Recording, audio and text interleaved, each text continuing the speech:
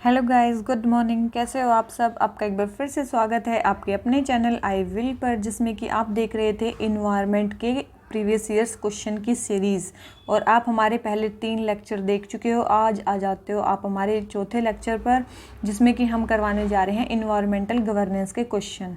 इसमें total 60 question होंगे, तो आज केवल हम 30 क्वेश्चन ही करवा पाएंगे, ठीक है। नहीं तो आज का लेक्चर 2 to 3 आवर्स का हो जाएगा, तो हम इतना बड़ा लेक्चर नहीं चाहते हैं, तो इसको मैं 2 पार्ट्स में करवाऊंगी, ठीक है। आज पहले 30 क्वेश्चन करेंगे, उसके बाद अगले 30 क्वेश्चन करेंगे। और इसके अलावा अगर मैं आपको बताऊं तो हमारे इन्वायरमेंट के PYQ कंप्लीट हो चुके हैं, और उसके बाद हमारे इन्वायरमेंट के मोस्ट एक्सपेक्टेड क्वेश्चन की सीरीज़ आने वाली है। पहले तो आप PYQ को ही मिस मत करना, और अगर आपका कुछ बच जाए तो उसके बाद हम वो सारी चीज़ें हम एक कॉम्प्रिहेंसिव तरीके से कराते हैं। करंट अफेयर्स, जो मैं चीज़ एक बार करंट अफेयर्स में बता देती हूँ, या फिर इन्वायरमेंट में किसी भी सेक्शन में कोई मेरी न्यूज़ कंप्लीट हो जाती है, मैं उसको दोबारा बहुत ज़्यादा बार रिपीट नहीं करती हूँ। 2 to 3 टाइम्स अगर आती है तो मैं रिपीट कर देती हूँ, उसके अलावा मैं रिपीट नहीं करती हूँ, ठीक है। तो अगर मेरे PYQ में मैं जो टॉपिक्स कंप्लीट करा दूंगी, तो मैं वो मोस्ट एक्सपेक्टेड क्वेश्चन में जब क्वेश्चंस आएंगे तो मैं उनको कंप्लीट नहीं कराऊंगी, ठीक है। तो इस हिसाब से मैं ये सीरीज़ कंप्लीट करा रही हूँ। तो आप प्लीज़ PYQ सीरीज़ को अच्छे से देखना, और उसके बाद हमारी मोस्ट एक्सपेक्टेड क्वेश्चंस की सीरीज़ भी देखना।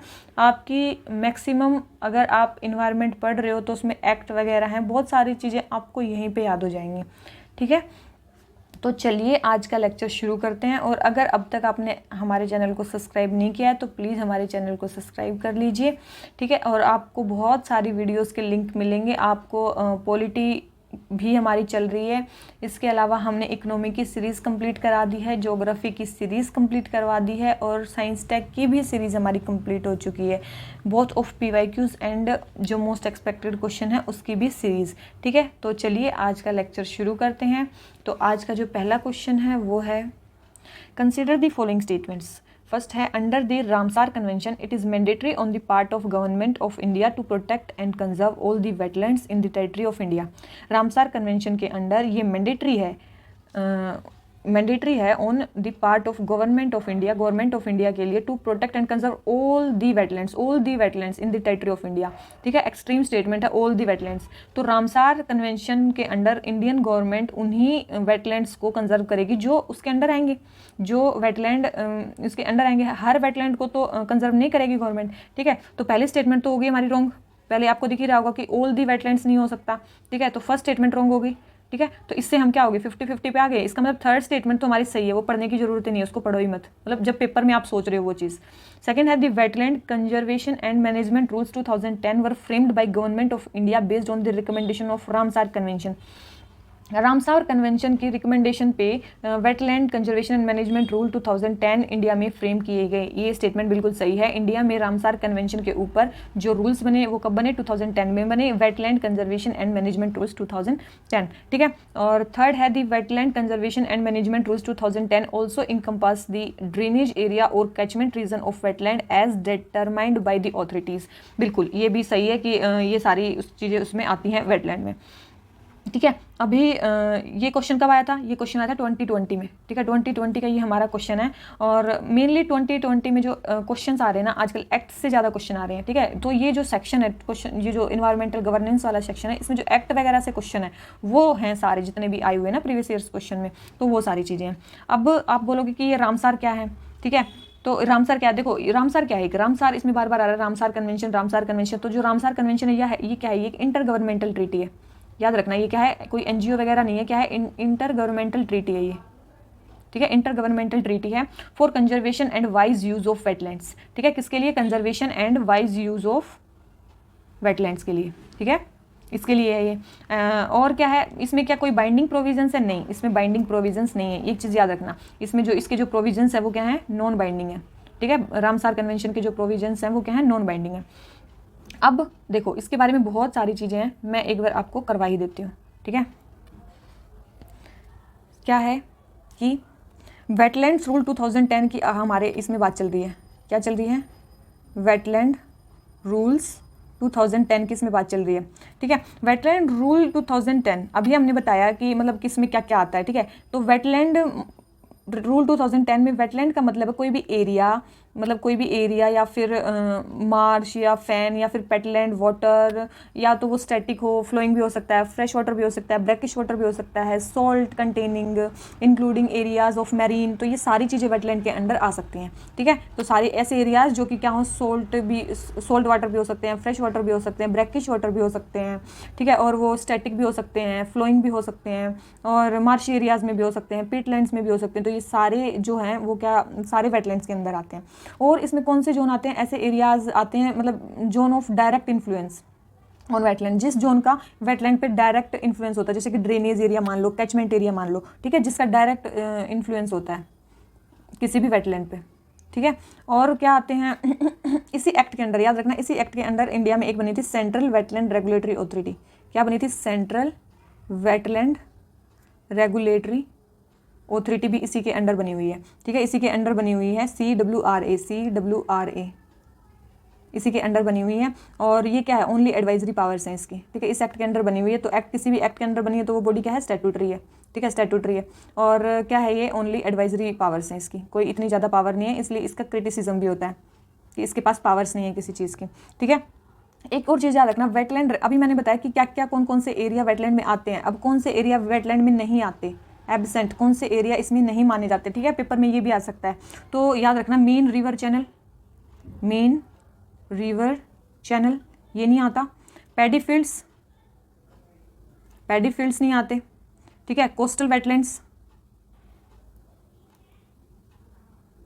ये नहीं आते।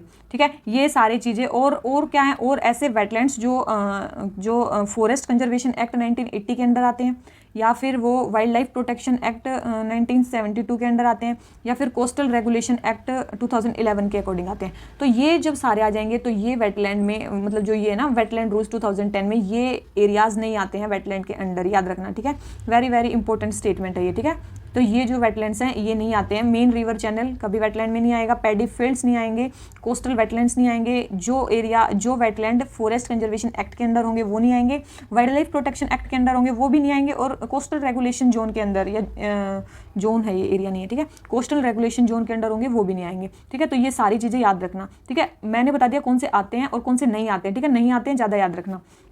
अब आ जाता है हमारा कि अभी चलो ये तो पहले वाली न्यूज़ होगी। रिसेंट अभी न्यूज़ में क्यों है? क्योंकि इंडिया की जो 4 साइट्स हैं उनको वेटलैंड, मतलब उनको रामसार कन्वेंशन में ऐड कर दिया गया, रामसार साइट्स में ऐड कर दिया गया है। कौन कौन सी हैं? 2 स्टेट्स से हैं, 2 हरियाणा से हैं और 2 गुजरात से हैं।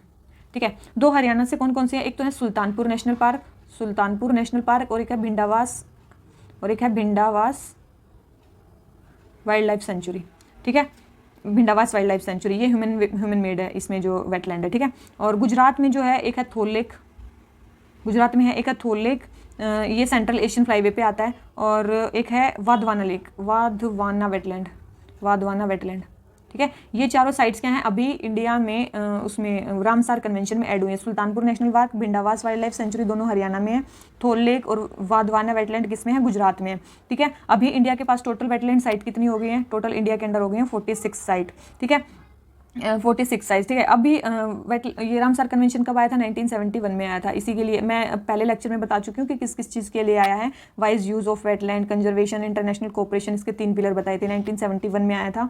ठीक है, और शायद इंडिया ने इसको ज्वाइन किया था 1981 में। ठीक है, हाँ, 1981 में इंडिया ने इसको ज्वाइन किया था, और 1971 में बनाया था। ये किसने बनाया था? यूनेस्को ने बनाया था। किसने बनाया था? यूनेस्को ने इसको बनाया था। किसको? रामसार को। ठीक है, रामसार 1971 में बना, इंडिया ने 1981 में ज्वाइन किया, और यूनेस्को ने इसको बनाया था। ठीक है, और फोर्स में कब आया? ये फोर्स में आया 1975 में। ठीक है, 1975 में ये फोर्स में आया। उसके बाद अभी जो है इसमें कुछ चलते हैं। देखो, मैं ये पहले करवा चुकी हूँ, ठीक है, फिर भी एक बार बता रही हूँ कि इसमें स्ट्रेटेजिक प्लान्स चलते हैं। ठीक है, स्ट्रेटेजिक प्लान चलते हैं 6 ईयर्स के। तो अभी जो चल रहा है वो 4th स्ट्रेटेजिक प्लान चल रहा है अभी रामसार कन्वेंशन का। ठीक है, वो कौन से ईयर से कौन से? 2016 से 2024 तक है। ठीक है, 16 से 24 के बीच में अभी कौन सा चल रहा है? 4th स्ट्रेटेजिक प्लान चल रहा है रामसार कन्वेंशन का। ठीक है, मेनली ये 3 लैंग्वेजेस में काम करता है, इंग्लिश, स्पेनिश और फ्रेंच। ठीक है, इंग्लिश, स्पेनिश और फ्रेंच। ठीक है, और इसके बाद हर 3 साल में इसके कोप की मीटिंग होती है। कोप की मीटिंग कब होती है? Every 3 years. ठीक है, हर 3 साल में इसके कोप की मीटिंग होती है। इंडिया पार्टी बता दिया कब बना। और हाँ, सबसे ज़्यादा वेटलैंड्स कहाँ पे हैं? यूके में है। यूके मतलब यूनाइटेड किंगडम में सबसे ज़्यादा मैक्सिमम वेटलैंड है वर्ल्ड के। तो इंडिया में सबसे ज़्यादा कहाँ पे? यूपी में है। ठीक है, याद रखना, यूपी में सबसे ज़्यादा वेटलैंड्स हैं। यूपी में कितने हैं? 8 हैं। ठीक है, यूपी में कितने वेटलैंड्स हैं? 8 वेटलैंड्स हैं। तो ये सारी चीज़ें हो गई। नई कौन कौन सी साइट ऐड हुई हैं? ये रिसेंट साइट ऐड हुई हैं, इसलिए मैंने ये अभी आपको करवा दिया है। ठीक है, इसी के अंडर एक और चीज़ आती है, वेटलैंड इंटरनेशनल। ठीक है, साउथ एशिया। ठीक है, वेटलैंड इंटरनेशनल साउथ एशिया, ये सारे न्यूज़ में चल रहे हैं इसलिए मैं करवा रही हूँ। ठीक है, वेटलैंड इंटरनेशनल साउथ एशिया, ये कब बना? 1996 में बना। ठीक है, इंडिया ने कब ज्वाइन किया? 1981 में ज्वाइन किया। और वेटलैंड इंटरनेशनल साउथ एशिया कब बना है? ये 1996 में बना है। और इसके जो हेडक्वार्टर्स है वो कहाँ है? न्यू दिल्ली में है। ठीक है, न्यू दिल्ली में है। इसके अकॉर्डिंग ये एक रिपोर्ट निकालता है। इसके अकॉर्डिंग क्या है कि अप्रोक्स 30% जो नेचुरल वेटलैंड्स है ना इंडिया के, 30% जो नेचुरल वेटलैंड्स हैं इंडिया के, वो लॉस्ट हो गए हैं लास्ट 3 डिकेड्स में। लास्ट 3 डिकेड्स में क्या हो गए हैं? वो लॉस्ट हो गए हैं। याद रखना, हो सकता है कि उसमें स्टेटमेंट में लिख दे कि वो नए बने हैं। ठीक है, नहीं तो लॉस्ट हो गए हैं। वेटलैंड्स क्या हो गए हैं? लॉस्ट हो गए हैं। और ये ज़्यादा कहाँ पे? रूरल एरियाज़ में ज़्यादा लॉस हुए हैं कि अर्बन एरियाज़ में? तो ये अर्बन एरियाज़ में ज़्यादा हुए हैं। कहाँ पे हुए हैं? अर्बन एरियाज़ में इनका लॉस जो है वो ज़्यादा है रूरल एरियाज से। ठीक है, तो ये चीज़ है। तो ये भी आपने कर लिया, सारी चीज़ कर ली। एक आता है इसमें मॉन्ट्रियक्स रिकॉर्ड। एक आता है मॉन्ट्रियक्स रिकॉर्ड। मॉन्ट्रियक्स रिकॉर्ड में क्या आता है? या तो नेचुरल कारण से या फिर मैन मेड कारण से कोई भी रामसर साइट या वेटलैंड अगर उसको स्पेशल अटेंशन चाहिए या फिर वो ख़त्म हो रहे हैं, ठीक है, वर्ल्ड से वो ख़त्म हो रहे हैं, तो उसको बोलते हैं मॉन्ट्रियक्स रिकॉर्ड। ठीक है, तो उसको बोलते हैं मॉन्ट्रियक्स रिकॉर्ड। 1990 में ये आया था। और मेन 2 साइट्स हैं इसके अंदर इंडिया में। तो एक है लोकटक लेक जो कि मणिपुर में है। ठीक है, एक तो लोकटक लेक जो मणिपुर में है, और एक है कियोलेडो नेशनल पार्क। एक है कियोलेडो नेशनल पार्क, ये कहाँ पे है? राजस्थान में। ठीक है, और क्या वेटलैंड कंजर्वेशन के लिए और भी कुछ कर रहे हैं? इतनी सारी चीज़ें तो खरी रहे। रामसर हो गया, मॉन्ट्रियक्स हो गया, एक वर्ल्ड वेटलैंड डे भी मनाया जाता है। ठीक है, वर्ल्ड वेटलैंड डे भी मनाया जाता है। ठीक है, तो ये सारी चीज़ें इसके कंजर्वेशन के लिए चल रही हैं। ठीक है, इंडिया ने कौन कौन से प्रोग्राम चला रखे हैं, मतलब इसी के लिए, कंजर्वेशन के लिए इंडिया में कौन कौन से प्रोग्राम चल रहे हैं? ये तो वर्ल्ड वाले हो गए। एक है national plan for conservation of aquatic ecosystem. National plan for conservation of aquatic ecosystem, ये एक प्लान चल रहा है। ठीक है, इसमें वेटलैंड को कंजर्व किया जाता है। दूसरा है एक wetland conservation and management rules, अभी 2017 में जो आए हैं। ठीक है, 2017 में आए हैं। Wetland conservation and management rule 2017 में आए हैं ये। और इंडिया में 2 साइट्स को मॉन्ट्रियक्स में डाला गया। तो अभी देखो सारी चीज़ें एक बार फिर से रिवाइज कर लेते हैं। सबसे पहले वेटलैंड रूल 2010, इसके अंडर एक ऑथोरिटी बनी है, central wetland regulatory authority, statutory body है, और इसकी केवल जो प्रोविजंस है वो क्या है? एडवाइजरी हैं। ठीक है, कौन कौन सी चीज़ें वेटलैंड्स में नहीं आती हैं मतलब इंडियन रूल्स के अकॉर्डिंग। ठीक है, ये मैं रामसर कन्वेंशन के अकॉर्डिंग नहीं बता रही हूँ। तो आ गया मेन रिवर चैनल। ठीक है, ये नहीं आता है। पैडी फील्ड्स नहीं आते हैं। कोस्टल वेटलैंड्स नहीं आते हैं। फॉरेस्ट कंजर्वेशन एक्ट नहीं आता है। वाइल्ड लाइफ प्रोटेक्शन एक्ट नहीं आता है। और कोस्टल रेगुलेशन एक्ट के अंडर जितने वेटलैंड होते हैं वो सारे इसमें नहीं आते, वेटलैंड रूल्स 2010 में। अभी रिसेंट 4 साइट्स ऐड हुई हैं। एक है हरियाणा में, 2 हैं हरियाणा में, 2 गुजरात में, सुल्तानपुर नेशनल पार्क और भिंडावास वाइल्ड लाइफ सेंचुरी। ये 2 गुजरात में, थोल लेक एंड वाधवाना वेटलैंड। रामसर कब आया था? 1971 में आया था। फोर्स में कब आया? 1975 में। फिर इंडिया कब ज्वाइन किया? 1981 में। किसने बनाया? यूनेस्को ने। इसके अंदर स्ट्रेटेजिक प्लान्स चलते हैं। ठीक है, तो अभी कौन सा चल रहा है? 4th स्ट्रेटेजिक प्लान्स चल रहा है। और ये कितने साल के होते हैं? 6-6 साल के होते हैं। और तो अभी 2016 से 24 तक का मतलब चल रहा है। ठीक है, 4th स्ट्रेटेजिक प्लान चल रहा है अभी। और कौन कौन सी लैंग्वेज में है? English, Spanish, French. ठीक है, इंग्लिश, स्पेनिश, फ्रेंच 3 लैंग्वेज में काम करता है। इसकी जो कोप होती है हर 3 साल के बाद होती है, कॉन्फ्रेंस ऑफ पार्टीज। ठीक है, यूके में सबसे ज़्यादा वेटलैंड्स हैं और यूपी में सबसे कम यूके में सबसे ज़्यादा है वर्ल्ड में, और इंडिया में सबसे ज़्यादा है यूपी में। ठीक है, अब आ जाता है वेटलैंड इंटरनेशनल साउथ एशिया। उसके हेडक्वार्टर्स न्यू दिल्ली में, बना था 1990 में। सॉरी ये 1990 में हाँ ठीक है 1996 में ही बनाई है। ठीक है, 1996 में ही बनाया न्यू दिल्ली में। और यस, इसने एक रिपोर्ट निकाली, उसके अकॉर्डिंग हमारे नेचुरल जो वेटलैंड्स हैं वो 30% लास्ट 3 डिकेड में लॉस्ट हो गए हैं, और अर्बन एरियाज में जो लॉस है वो ज़्यादा है। मॉन्ट्रियक्स रिकॉर्ड ये भी रामसर के अंडर आता है, 1990 में आया था। लोकटक लेक और कियोलेडो नेशनल पार्क इसके अंडर है। उसके बाद वर्ल्ड वेटलैंड डे भी एक मनाया जाता है। इंडिया में कंजर्वेशन के लिए क्या क्या किया जा रहा है? इंडिया में क्या क्या किया जा रहा है? एक नेशनल, क्या बताया था मैंने? ये भी थोड़ी देर पहले ही बताया है। क्या बताया है? National plan for conservation of aquatic ecosystem. ठीक है, और ये क्या है? Wetland conservation and management rules 2017। Wetland के बारे में मैंने हर चीज़ बता दी। ठीक है, रामसर कन्वेंशन के बारे में आप देखो, इसका स्क्रीनशॉट ले सकते हो। ठीक है, ये फर्स्ट स्क्रीनशॉट है और ये यहाँ तक भी है। ठीक है, सेकंड वाला। तो चलिए इसको मैं अभी डिलीट कर देती हूँ। आ जाते हैं, क्या आ गया इसका आंसर आ गया बी। ठीक है, इसका आंसर क्या आ गया बी। अब आ जाते हैं क्वेश्चन नंबर 2 पे। क्या बोलता है, in the context of which of the following do some scientist suggest the use of cirrus cloud thinning technique and injection of sulphate aerosol into stratosphere. देखो क्या होता है कि मान लो कि ये हमारा नीचे ये अर्थ है और ये एटमॉस्फेयर है, और यहाँ पे बहुत ही सीरस मतलब पतले पतले से क्लाउड्स हैं। ठीक है, सीरस क्लाउड्स हैं। तो उसने बोला है कि use of cirrus cloud thinning, cirrus cloud को थिनिंग करने की, थिनिंग मतलब इनको और पतला करने की technique, and injection of sulphate aerosol, और वहाँ पे क्या डालने हैं, एरोसोल्स डालने की टेक्निक। उसको सबसे पहले तो और पतला करना है। ठीक है, एक तो इनको ऐसे ऐसे पतले पतले करने हैं और यहाँ पे क्या डालने हैं, एरोसोल्स डालने हैं। तो ऐसा करने के, ऐसा क्यों कर रहे हैं? फर्स्ट है creating the artificial rain in some region, किस ये रीजन में आर्टिफिशियल रेन क्रिएट करनी है। अगर आर्टिफिशियल रेन क्रिएट करनी है तो बादल ज़्यादा होने चाहिए, थिन नहीं होनी चाहिए ना, तो वहाँ पे पानी ज़्यादा होना चाहिए, तो ये तो नहीं हो सकता, common sense. Second, reducing the frequency and intensity of tropical cyclones. तो ट्रॉपिकल साइक्लोन्स की इंटेंसिटी मतलब वो तो नीचे से होगा ना, कि आपका एटमॉस्फेयर मतलब वहाँ पे गर्मी के कारण होगा, कि आपके ओशन के सरफेस पे कितना टेम्परेचर है उसके हिसाब से होगा। तो ये भी मतलब एक पॉसिबिलिटी नहीं लग रही है। थर्ड है reducing the adverse effect of solar wind on earth, और डी है reducing the global warming. D क्या है, रिड्यूसिंग द ग्लोबल वार्मिंग। तो देखो मेन चीज़ है कि ये जो किया जा रहा है, ये किया जा रहा है ग्लोबल वार्मिंग को रिड्यूस करने के लिए। तो इससे ग्लोबल वार्मिंग कैसे रिड्यूस होगी? देखो सबसे पहले तो अगर सिरस क्लाउड्स पतले हो जाएंगे, अगर सिरस क्लाउड पतले हो जाएंगे। देखो सिरस क्लाउड्स क्या होते हैं, ये क्लाउड्स देखो, ये सन की रेज आई, इसको ये एब्जॉर्ब नहीं करते हैं, लेकिन जो जाने वाली जो इंफ्रारेड रेडिएशन है ना, उसको ये एब्जॉर्ब कर लेते हैं सिरस क्लाउड्स। और ये इंफ्रारेड रेडिएशन ये क्या करती हैं, अर्थ को वार्म करती हैं। यही क्या करती हैं, अर्थ को वार्म करती हैं, ये वाली रेडिएशन। ये अगर अर्थ को वार्म करती हैं, तो अब हमने क्या किया, इनको थिनिंग कर दिया। अब ये इसको नहीं पकड़ पाएंगे इन रेडिएशंस को, तो क्या होगी, ये रेडिएशन बाहर निकल जाएंगे, सीधी एटमॉस्फेयर से बाहर निकल जाएंगे। तो बाहर निकल जाएंगे तो क्या होगा, हमारी अर्थ गर्म नहीं होगी, मतलब ग्लोबल वार्मिंग कम होगी। एक चीज़ तो ये होगी थिनिंग वाली।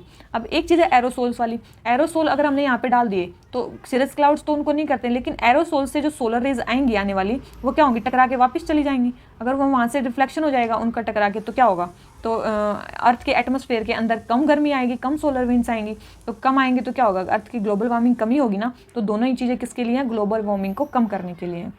ठीक है, क्लाइमेट इंजीनियरिंग या जियो इंजीनियरिंग टेक्निक्स भी इनको बोलते हैं। ठीक है, क्या बोलते हैं इसको, क्लाइमेट इंजीनियरिंग और जियो इंजीनियरिंग टेक्निक्स भी इसको बोलते हैं। ठीक है, सेकंड हो जाता है हमारा डी। अब आ जाते हैं थर्ड पे। क्या बोलता है, as per law the compensatory afforestation fund management and planning authority, मतलब CAMPA। ठीक है, कैंपा फंड आपने सुना होगा। ठीक है, exist at both national and state level. जो ये एग्जिस्ट करता है, ये सेंट्रल लेवल पे भी करता है और स्टेट लेवल पे भी, मतलब नेशनल लेवल पे भी और स्टेट लेवल पे भी ये एग्जिस्ट करता है। तो यस, ये दोनों ही उस पर स्टेट लेवल पे एग्जिस्ट करता है, बिल्कुल ये स्टेटमेंट सही है। सेकंड है people's participation is mandatory in the compensatory afforestation programme carried out under compensatory afforestation fund act 2016। जो पीपल का पार्टिसिपेशन है वो मैंडेटरी है। क्या ऐसा हो सकता है कि हम पौधे लगाने के लिए लोगों को मैंडेटरी कर दें? नहीं, आपको तो पौधे लगाने ही है। ये क्या है, वॉलंटरी प्रोग्राम चल रहा है। कॉमन सेंस से आप भी इस क्वेश्चन को कर सकते हो कि ये मैंडेटरी तो नहीं होगा। ठीक है, पीपल जो पार्टिसिपेशन है वो मैंडेटरी नहीं है, तो यस ये मैंडेटरी नहीं है। तो इसका सेकंड स्टेटमेंट गलत है, तो फर्स्ट स्टेटमेंट सही है। तो आंसर इसका आ जाता है ए।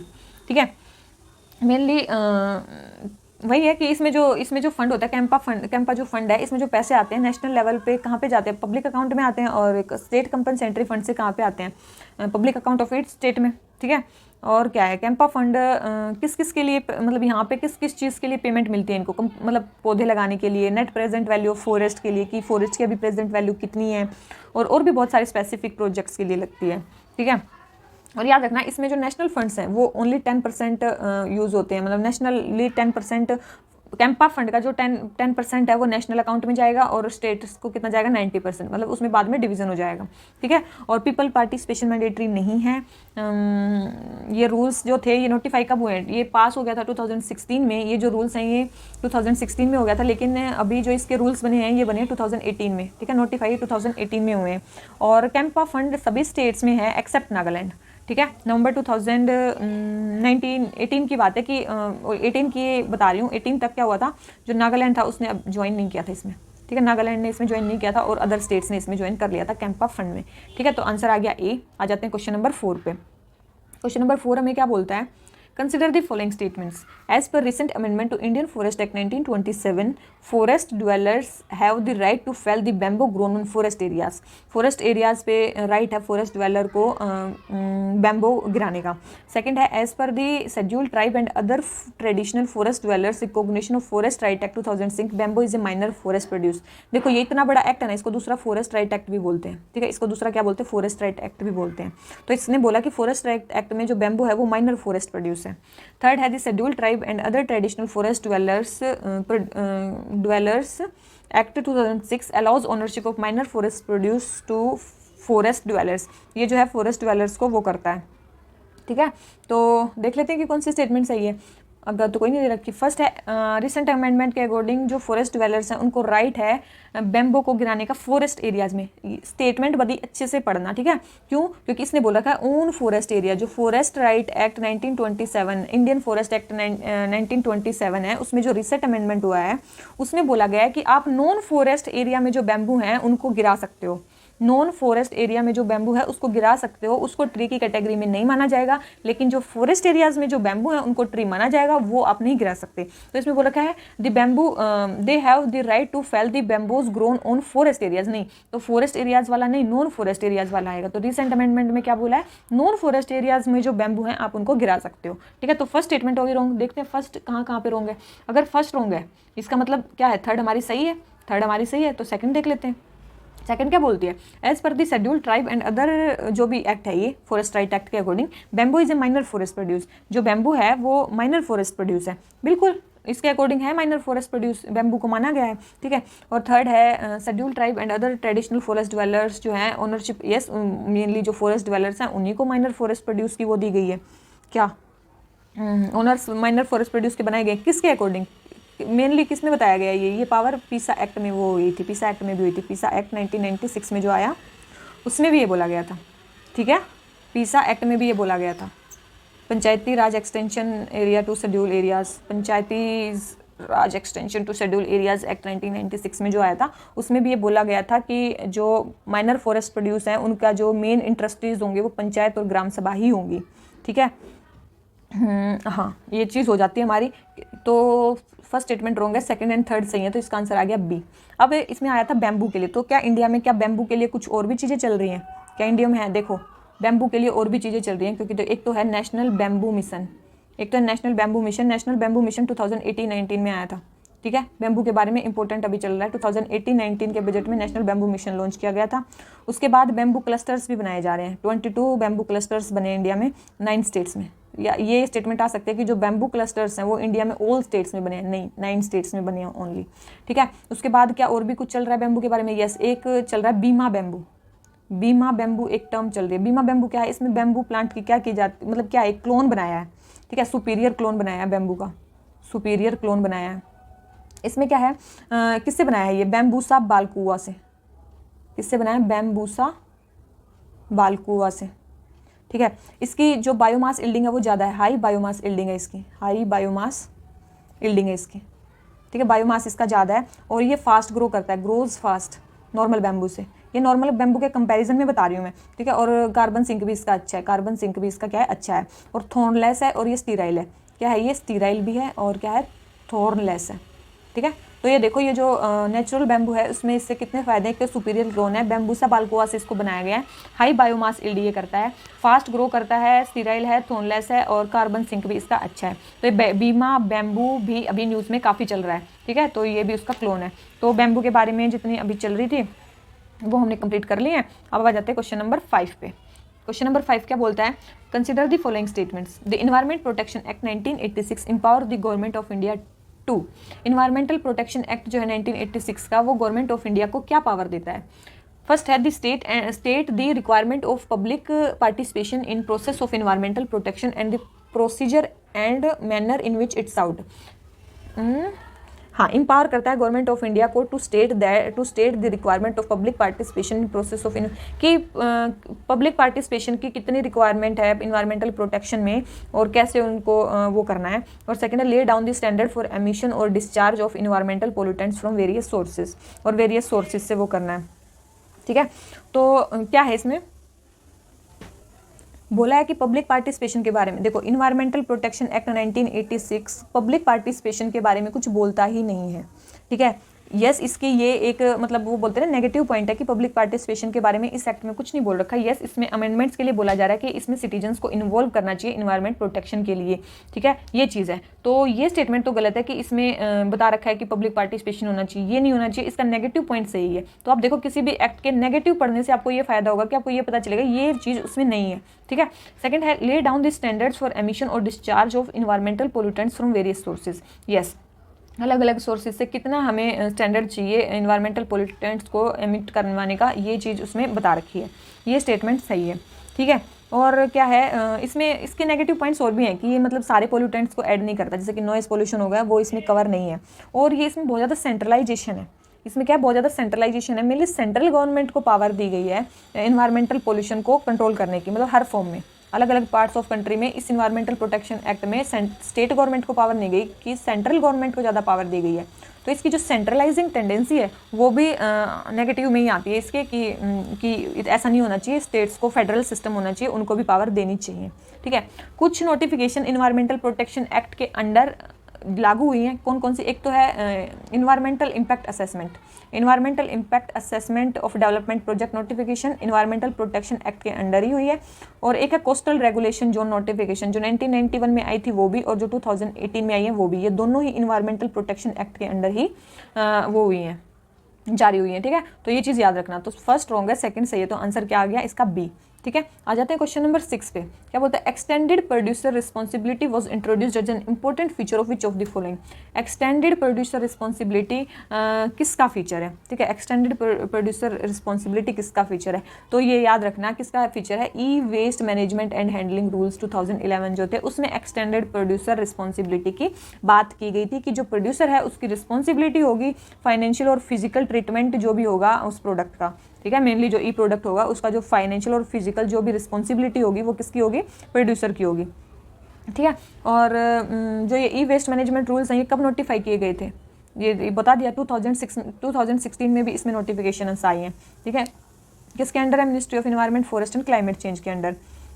2016 में जो नोटिफिकेशन आई उसमें क्या बोला गया कि जो CFL है, जो कॉम्पैक्ट फ्लोरोसेंट लैंप हैं, जो CFL हैं और जितने भी मरकरी कंटेनिंग लैंप्स हैं ना वो भी ई वेस्ट में आएंगे। अब से CFL और जो मरकरी कंटेनिंग लैंप्स हैं वो भी किसके अंडर आएंगे, इसी के अंदर आएंगे, ई वेस्ट के अंडर उसको माना जाएगा CFL और मरकरी लैंप्स को, ठीक है। ये सारे ई वेस्ट में ये भी आएंगे, याद रखना इस चीज़ को। और क्या है कि यस जो ये एक्सटेंडेड प्रोड्यूसर रिस्पॉन्सिबिलिटी है ये एक और एक्ट में है, वो है plastic waste management rules 2016, plastic waste management rules 2016 उसमें भी ये दे रखा है, ठीक है, उसमें भी ये दे रखा है क्या, एक्सटेंडेड प्रोड्यूसर रिस्पॉन्सिबिलिटी। तो ये हमारा क्वेश्चन हो जाता है सी। आ जाते हैं क्वेश्चन नंबर 7 पे। क्वेश्चन नंबर 7 में क्या बोलता है, पेज के बारे में बताना है, partnership for action on green economy. Partnership for action on green economy a UN mechanism to assist countries transition towards greener and more inclusive economies emerged at. तो ये जो पेज है ये कहाँ पे अमर्ज हुआ, कौन से समिट में ये बना है, मेन चीज़ वही बतानी है। तो याद रखना ये बना है Rio+20 में। कहाँ बना है ये बना है पेज Rio+20 में। और Rio+20 को क्या कहते हैं, रियो कब हुआ था, 1992 में, तो 20 जोड़ लो उसमें 2012 में, तो देख लो कौन सा 2012 में। तो जो ये हो गया आंसर आ गया बी। क्या है कि ये कब हुआ, UN conference on sustainable development 2012 जो रियो में हुई, इसको Rio+20 भी बोलते हैं। तो यहाँ पे ये आया है पेज प्रोग्राम, ठीक है। मेन लॉन्च कब हुआ, 2016 में, बना कब 2012 के रियो उसमें। मेनली क्या था इसका जो मेन इसका मुद्दा था कि 2030 के लिए जो सस्टेनेबल डेवलपमेंट गोल का जो एजेंडा है उसको एडवांस करना, ठीक है, उसको बताना, ठीक है। और क्या था कि ग्रीनर और मोर इंक्लूसिव ग्रोथ ट्रेजेक्टरी को मेन ये प्रमोट कर रहा है। इसका विजन क्या है कि कंट्रीज़ जो हैं वो अपने कंट्रीज से पॉवर्टी को इरेडिकेट कर दें, जॉब्स को बढ़ाएं, सोशल इक्विटी लाएं, सस्टेनेबल डेवलपमेंट गोल्स को वो करें, अचीव करें, पेरिस एग्रीमेंट को मानें और पोस्ट 2020 बायोडाइवर्सिटी जो टारगेट्स हैं उनको भी वो करें। तो और क्या है कि जो पेज है ना, एक और चीज़ याद रखना, ये 5 UN एजेंसीज को एक साथ लेके आता है, ठीक है, 5 UN एजेंसी को एक साथ लेके आता है पेज। पार्टनरशिप फॉर एक्शन मतलब 5 की पार्टनरशिप है इसमें, किस किस की, एक तो है UN एनवायरनमेंट, ठीक है, एक है इंटरनेशनल लेबर ऑर्गेनाइजेशन, एक है UNDP, ठीक है, एक है UN इंडस्ट्रियल डेवलपमेंट ऑर्गेनाइजेशन और एक है UN institute of training and research. ये 5 ऑर्गेनाइजेशन को ये साथ में लेके आता है, इनकी पार्टनरशिप है ये, partnership for action on green economy. Partnership करनी है किसके लिए? ग्रीन इकोनॉमी में एक्शन लाने के लिए, कि हमें ग्रीन इकोनॉमी बनानी है। कब आई? Rio+20 में आई, और इन 5 ऑर्गेनाइजेशन को इस साथ लेके आया है, और मेन है सस्टेनेबल डेवलपमेंट गोल्स का जो एजेंडा है उसको एडवांस करना। ठीक है, आगे अभी आ जाते हैं क्वेश्चन नंबर 8 पे। क्या बोलता है? Consider the following statements. The definition of critical wild life habitat is incorporated in forest right act 2006। जो क्रिटिकल वाइल्ड लाइफ हैबिटेट है वो इसमें वो किया गया है, फॉरेस्ट राइट एक्ट में उसको इनकॉर्पोरेट किया गया है। तो क्या है ये? क्या किया गया है? यस, बिल्कुल किया गया है। और फॉरेस्ट राइट एक्ट का दूसरा नाम क्या है?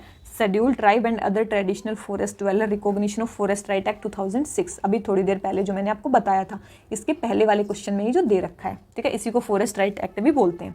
ठीक है, सेकंड है, for the first time in India Baigas have been given habitat rights. पहली बार हिस्ट्री में इंडिया की ऐसा बेगाज को यहाँ पे राइट्स दिए गए हैं। तो यस, ये स्टेटमेंट भी बिल्कुल सही है कि बेगाज जो हैं उनको सबसे पहले अभी हैबिटेट राइट्स दिए गए हैं।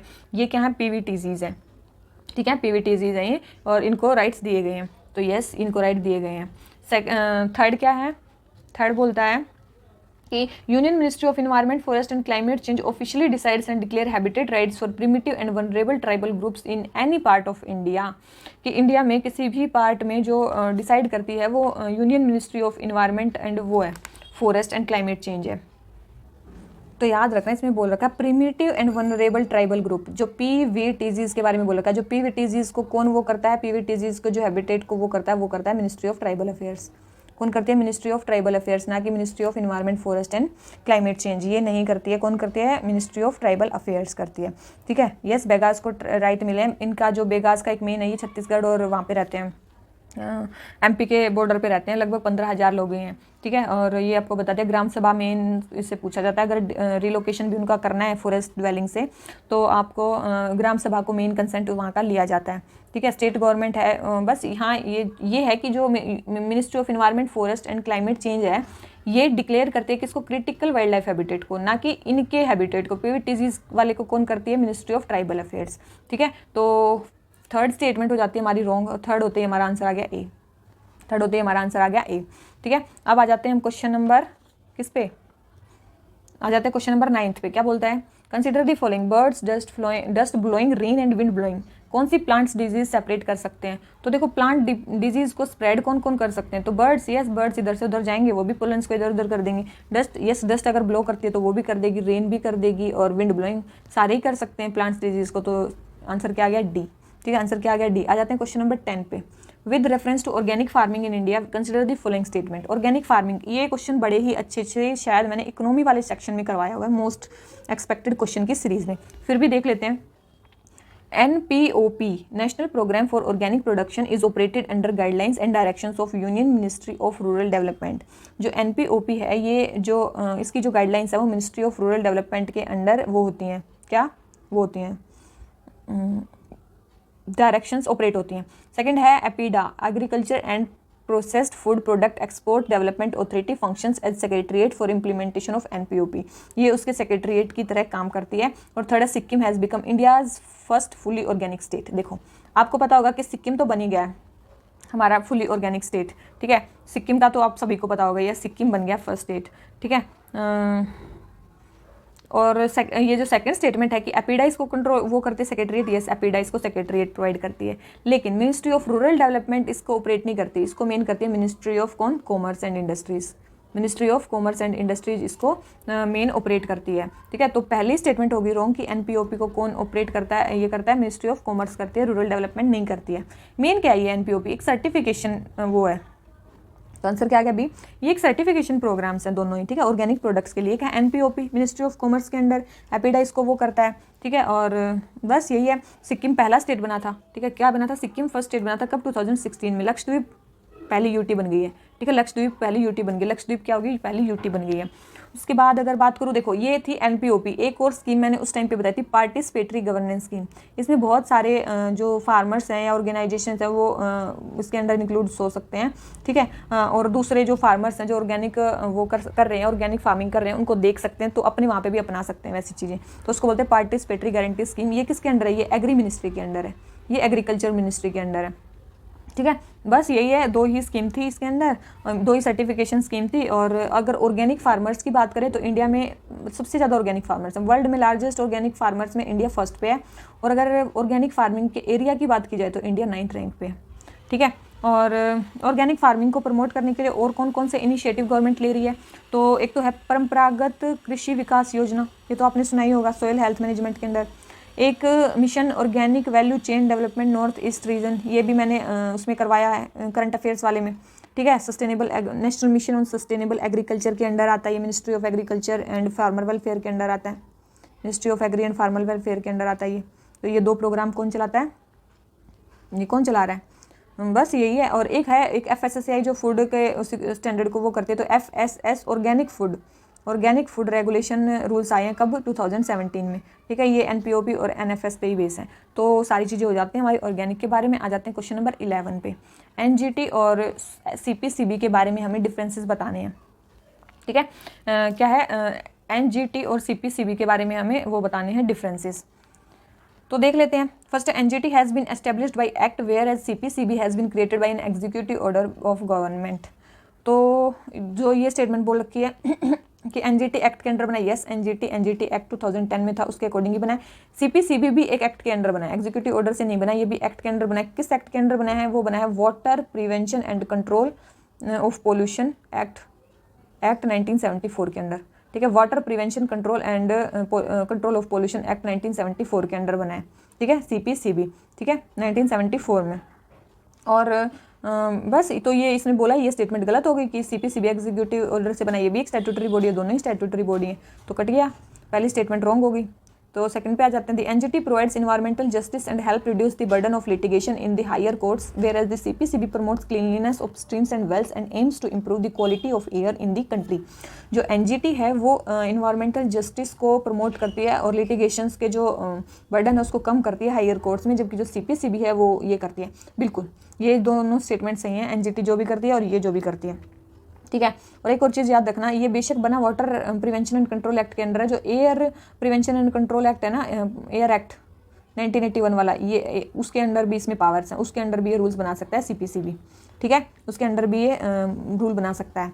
और देखो CPCB ने और एक और चीज़ लॉन्च की, CPCB ने क्या लॉन्च किया, एक लॉन्च किया CPCB ने national air quality monitoring programme, national air quality monitoring programme. ठीक है, ये क्या है, इसमें क्या है, इसमें 4 पोल्यूटेंट्स को मेनली वो किया जाता है, मतलब देखा जाता है। एक तो SO2, एक NO2, एक PM10 और एक PM2.5। ये सारे किस में आते हैं, एयर क्वालिटी इंडेक्स में भी ये आते हैं। ठीक है, एयर क्वालिटी इंडेक्स में 8 आते थे। ठीक है, पिछले जो लेक्चर में मैंने करवाया याद करना। ठीक है, तो SO2, NO2, PM10, 2.5 ये 4 पोल्यूटेंट्स इसके अंदर आते हैं और ITO दिल्ली में इसका मॉनिटरिंग स्टेशन है। ठीक है, तो यही है, CPCB के बारे में थोड़ा बहुत बता दिया। और NGT 2010 में बना था, ये 1974 में बना था। तो आंसर आ गया B। आ जाते क्वेश्चन नंबर 12 पे, कार्बन फर्टिलाइजेशन के बारे में बताना है। कार्बन फर्टिलाइजेशन क्या होता है, increase plant growth due to increase concentration of carbon dioxide in the atmosphere. देखो, कार्बन फर्टिलाइजेशन का मतलब होता है कि देखो, अगर CO2 बढ़ेगी एटमॉस्फेयर में तो क्या होगा, फोटोसिंथेसिस ज़्यादा होगी, क्योंकि फोटोसिंथेसिस के लिए जो इनपुट चाहिए वो क्या होता है, CO2। ठीक है, इससे क्या होगा, जितनी ज़्यादा फोटोसिंथेसिस होगी प्लांट की ग्रोथ होगी उतनी ज़्यादा। अगर प्लांट की ग्रोथ ज़्यादा होगी तो क्या होगी, तो वही है, प्लांट की ग्रोथ ज़्यादा होगी, तो वही बोल रखा है increase plant growth due to increase concentration of CO2 in atmosphere. तो वही है, उसको बोलते हैं कार्बन फर्टिलाइजेशन, मतलब कार्बन एज ए फर्टिलाइजर की तरह जो काम कर रहा है उसको बोलते हैं। ठीक है, तो ए हो गया। आ जाते हैं क्वेश्चन नंबर 14 पे। देखो कैसे 13 पे क्वेश्चन आ रहे हैं। With reference to global alliance for climate smart agriculture which of the following statements are correct. Climate smart agriculture के बारे में कौन सी स्टेटमेंट सही है वो हमें बतानी है। तो ग्लोबल क्लाइमेट जो भी है, ये climate smart agriculture is an outcome of climate summit held in Paris in 2015। ये जो बनी थी ये 2015 में बनी थी। ठीक है, इसने बोल रखा है कि ये 2015 में बनी थी, तो याद रखना ये 15 में नहीं, 2014 में जो समिट हुई थी ना क्लाइमेट समिट पेरिस में, उसमें बनी थी। ठीक है, 2014 में जो समिट हुई थी क्लाइमेट समिट उसमें बनी थी, 2015 में ये नहीं बनी। तो पहली तो स्टेटमेंट होगी रॉन्ग। इसका मतलब सेकंड स्टेटमेंट तो सही है। मतलब क्या है, membership of this does not create any binding obligation. Yes, कोई भी बाइंडिंग ऑब्लिगेशन ये क्रिएट नहीं करती है, ये स्टेटमेंट सही है। फिर India was instrumental in creation of climate smart agriculture globally, जो भी है ग्लोबल अलायंस, तो ऐसा नहीं है। इंडिया पार्ट है इसका, इंडिया जो है इसका पार्ट है, लेकिन इसको क्रिएट करने में इंडिया का रोल नहीं है, ठीक है, इसको क्रिएट करने में इंडिया का रोल नहीं है, तो इसका आंसर क्या आ गया बी, ठीक है। याद रखना इंडिया इसका सिग्नेटरी है, लेकिन इसको क्रिएट करने में उसका रोल नहीं है। 2014 में ये लॉन्च हुई है, ठीक है। इसमें मेनली क्या है, देखो सबसे पहले climate smart agriculture. Climate smart agriculture वाली जो टर्म है ना, वो सबसे पहले फूड एंड एग्रीकल्चर ऑर्गेनाइजेशन ने दी थी 2010 में, ठीक है। कब दी थी? 2010 में। 2010 में FAO ने दी थी इसकी वो टर्म सबसे पहले। क्यों? क्योंकि हाँ, उनको क्या करना था, जो मतलब मेन उनको क्लाइमेट के लिए फाइनेंस चाहिए था। मतलब क्या था, अफ्रीका में एग्री प्रोग्राम्स चलाने के लिए फाइनेंस चाहिए था, तो उसके लिए क्लाइमेट स्मार्ट एग्रीकल्चर का एक मतलब टर्म दी थी FAO ने। तो फिर आगे ग्लोबल अलायंस बन गई उसकी, मतलब वो थी inclusive, voluntary, action oriented, multi stakeholder form climate smart agriculture की, ठीक है। तो ये क्या है, मल्टी स्टेक होल्डर फॉर्म है। 2000 मल्टी स्टेक होल्डर है, मतलब कोई गवर्नमेंट वगैरह अकेले इसमें नहीं वो कर रही है, ठीक है। याद रखना इसके अंडर 3 एक्शन ग्रुप है। क्लाइमेट स्मार्ट एग्रीकल्चर के अंडर 3 एक्शन ग्रुप्स हैं। उस 3 एक्शन ग्रुप्स का क्या नाम है? एक है नॉलेज एक्शन ग्रुप, एक है नॉलेज एक्शन ग्रुप, एक है इनेबलिंग इन्वायरमेंट, एक है इनेबलिंग इन्वायरमेंट एक्शन ग्रुप, और एक है इन्वेस्टमेंट एक्शन ग्रुप। एक क्या है? एक इन्वेस्टमेंट एक्शन ग्रुप। ये 3 एक्शन ग्रुप्स हैं किसके under? Globally important climate smart agriculture के अंडर। देखो एक और चीज़ याद रखना, क्या इसके अंदर, ये तो ग्लोबल होगी, क्या इसके अंदर कोई रीजनल अलायंस भी बनी हुई है? वेरी वेरी वेरी इंपॉर्टेंट है ये, ठीक है। रीजनल अलायंस बनी हुई है। एक है north America climate smart agriculture, north America की बनी हुई है। एक अफ्रीका की क्लाइमेट स्मार्ट एग्रीकल्चर अलायंस बनी हुई है, अफ्रीका की बनी हुई है। एक ईस्ट अफ्रीका की बनी हुई है, एक साउथ अफ्रीका की बनी हुई है, एक वेस्ट अफ्रीका की बनी हुई है, ठीक है। और एक एशियान की भी climate smart agriculture climate resilience network बना हुआ है, एशियान का भी बना हुआ है, और एक पैसिफिक में बना हुआ है, ठीक है। पैसिफिक, देखो पैसिफिक, एशियन, अफ्रीका में ये चार तो अफ्रीका के ही हैं, और नॉर्थ अमेरिका, एशिया की नहीं बनी हुई है। याद रखना, एशियन क्लाइमेट स्मार्ट एग्रीकल्चर लिख दे तो वो कोई रीजनल अलायंस नहीं है, एशिया में ऐसी नहीं बनी है कोई। आ जाते हैं क्वेश्चन नंबर 14 पे। In India if a species of tortoise is declare protected under schedule 1 of wild life protection act 1972, what does it imply? Wild life protection act 1972 में अगर कोई स्पीसीज शेड्यूल 1 में है तो इसका क्या मतलब है? शेड्यूल 1 में देखो सबसे पहले it enjoys the same level of protection as tiger, ये कंसिडर कर सकते हैं। सेकंड है it is no longer exist in the world and a few individuals are under captive protection and how it is impossible to prevent its extinction. क्या schedule 1 में ऐसे उनको देखो बचाने के लिए रखा जाता है, तो ये तो है नहीं कि उनको इम्पॉसिबल है बचाना, पॉसिबल है तभी तो उसको बचा रहे हैं, तो सेकंड तो रॉन्ग हो गया। थर्ड है it is endemic to a particular region of India, ऐसा तो नहीं है कि कोई एंडेमिक स्पीसीज जो हो वो हो सकती है ज़्यादा नंबर में भी हो सकता है वो उसके शेड्यूल में ही ना आए, तो ऐसा भी नहीं है कि वो उसके अंदर होगी। तो तीनों ही स्टेटमेंट नीचे वाली इनकरेक्ट होगी, तो आंसर क्या आ गया? ए। तो उसका सेम वो है प्रोटेक्शन अंडर वो। देखो क्या आता है शेड्यूल, देखो शेड्यूल होते हैं इसमें वाइल्ड लाइफ प्रोटेक्शन एक्ट में।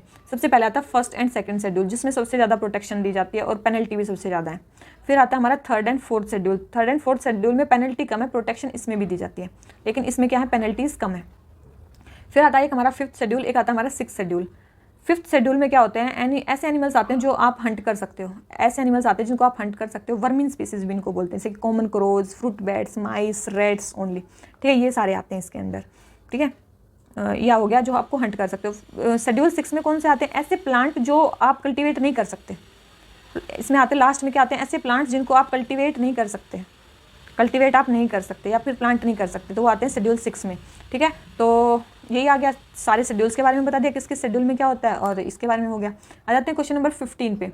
Global climate change alliance, global climate change alliance, अभी क्लाइमेट स्मार्ट एग्रीकल्चर था, ठीक है, एग्रीकल्चर अलायंस था, अब आ गया ग्लोबल क्लाइमेट चेंज अलायंस, इसके बारे में बताना है। तो ये क्या है?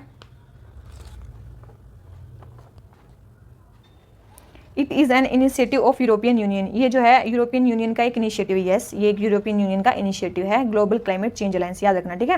किसने पूछा? यूपीएससी ने पूछा ये क्वेश्चन, याद रखना, ऐसे क्वेश्चन भी आते हैं, ठीक है। यूरोपियन यूनियन का इनिशिएटिव है ये। कब लॉन्च किया गया था? यूरोपियन यूनियन ने 2007 में इसको लॉन्च किया था, ठीक है।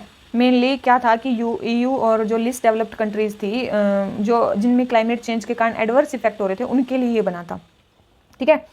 तो देख लेते हैं। सेकंड है it provides technical and financial support to targeted development countries to integrate climate change into their development policies and budget. अभी बोला जिन कंट्रीज में कम है मतलब जो पुअर कंट्रीज हैं और उनमें इतनी टेक्नोलॉजी या फिर इतने पैसे नहीं है, तो वो वहाँ पे सपोर्ट करेगी ये ग्लोबल क्लाइमेट चेंज अलायंस, ठीक है। Third, it is coordinated by world resource institute and world business council for sustainable development. तो देखो, अगर आप ग्लोबल क्लाइमेट चेंज अलायंस की आप ऑफिशियल वेबसाइट पे जाओगे तो आपको इन ऑर्गेनाइजेशंस के नाम नहीं मिलेंगे, इन दोनों के। यस, और अदर ऑर्गेनाइजेशंस के नाम है वहाँ पे, जैसे कि FAO सपोर्ट करती है, UNDP है, इनके नाम है, लेकिन इन दो ऑर्गेनाइजेशंस के नाम नहीं है। अगर इनके नाम नहीं है तो आंसर आ गया ए। ठीक है, डायरेक्ट आंसर आ गया हमारा ए। ठीक है, ये चीज़ आ गई समझ में। और 2015 से याद रखना, ये एक नए फेज़ के एंटर कर गया है, GCCA प्लस के अंडर एंटर किया है। प्लस में क्या है, प्लस में जो भी पेरिस एग्रीमेंट्स हैं क्लाइमेट चेंज के, उनको भी अडॉप्ट करना है आपको। पेरिस क्लाइमेट के अंडर भी इसको, मतलब जो टारगेट्स हैं वो भी इसको वो करने हैं। और जो सस्टेनेबल डेवलपमेंट गोल्स के लिए जो एजेंडा है 2030 का, उसको भी मतलब वो करना है, अडॉप्ट करना है। ठीक है, तो ये दो प्रोग्राम्स भी इसके अंदर आ गए हैं GCCA प्लस के अंडर। ठीक है, और यस, अभी तक याद रखना GCCA प्लस का कोई भी प्रोग्राम इंडिया में नहीं हुआ है, मतलब कोई भी इंडिया की कोई हेल्प नहीं की है। पता चले आ जाए कि इंडिया की बहुत ज़्यादा हेल्प कर रहा है, कोई इंडिया में कोई प्रोग्राम इसका अभी तक लॉन्च नहीं हुआ है। 16 में आ जाते हैं। According to wildlife protection act 1972, which of the following animals can not be hunted. कौन से एनिमल्स को आप हंट नहीं कर सकते by any person except under some provisions provided by. अगर लॉ बोल दे तब अलग बात है, नहीं तो आप इनको हंट नहीं कर सकते। कौन से हैं वो? तो देखो तीनों ही हैं, घड़ियाल, वाइल्ड लाइफ, वाइल्ड बफलो, तीनों ही हैं, तीनों ही शेड्यूल 1 में आते हैं, तीनों ही शेड्यूल 1 में आते हैं। और बायोडाइवर्सिटी वाला जो पहले वाला लेक्चर था उसमें इनके IUCN स्टेटस भी मैंने बताए थे, अभी नहीं बताऊंगी। ठीक है, सारे शेड्यूल 1 में आते हैं, तो यस, ये हंट नहीं किए जा सकते, तो तीनों ही सही है। तो आंसर क्या आ गया? डी। आ जाते हैं क्वेश्चन नंबर 17 पे। Climate and clean air coalition to reduce short lived climate pollutant is a unique initiative of G20 group of countries. Climate and clean air coalition जो है, जो शॉर्ट लिव्ड क्लाइमेट पोल्यूटेंट्स जो हैं G20 countries ने शुरू किया है उनको रोकने के लिए। ठीक है, और सेकंड है this focuses on methane, black carbon and hydrofluorocarbon. और ये इसके, तो याद रखना ये G20 कंट्रीज ने नहीं, ये UNEP ने शुरू किया है। किसने किया है? UNEP ने, और 6 कंट्रीज ने और मिलकर इसको शुरू किया है।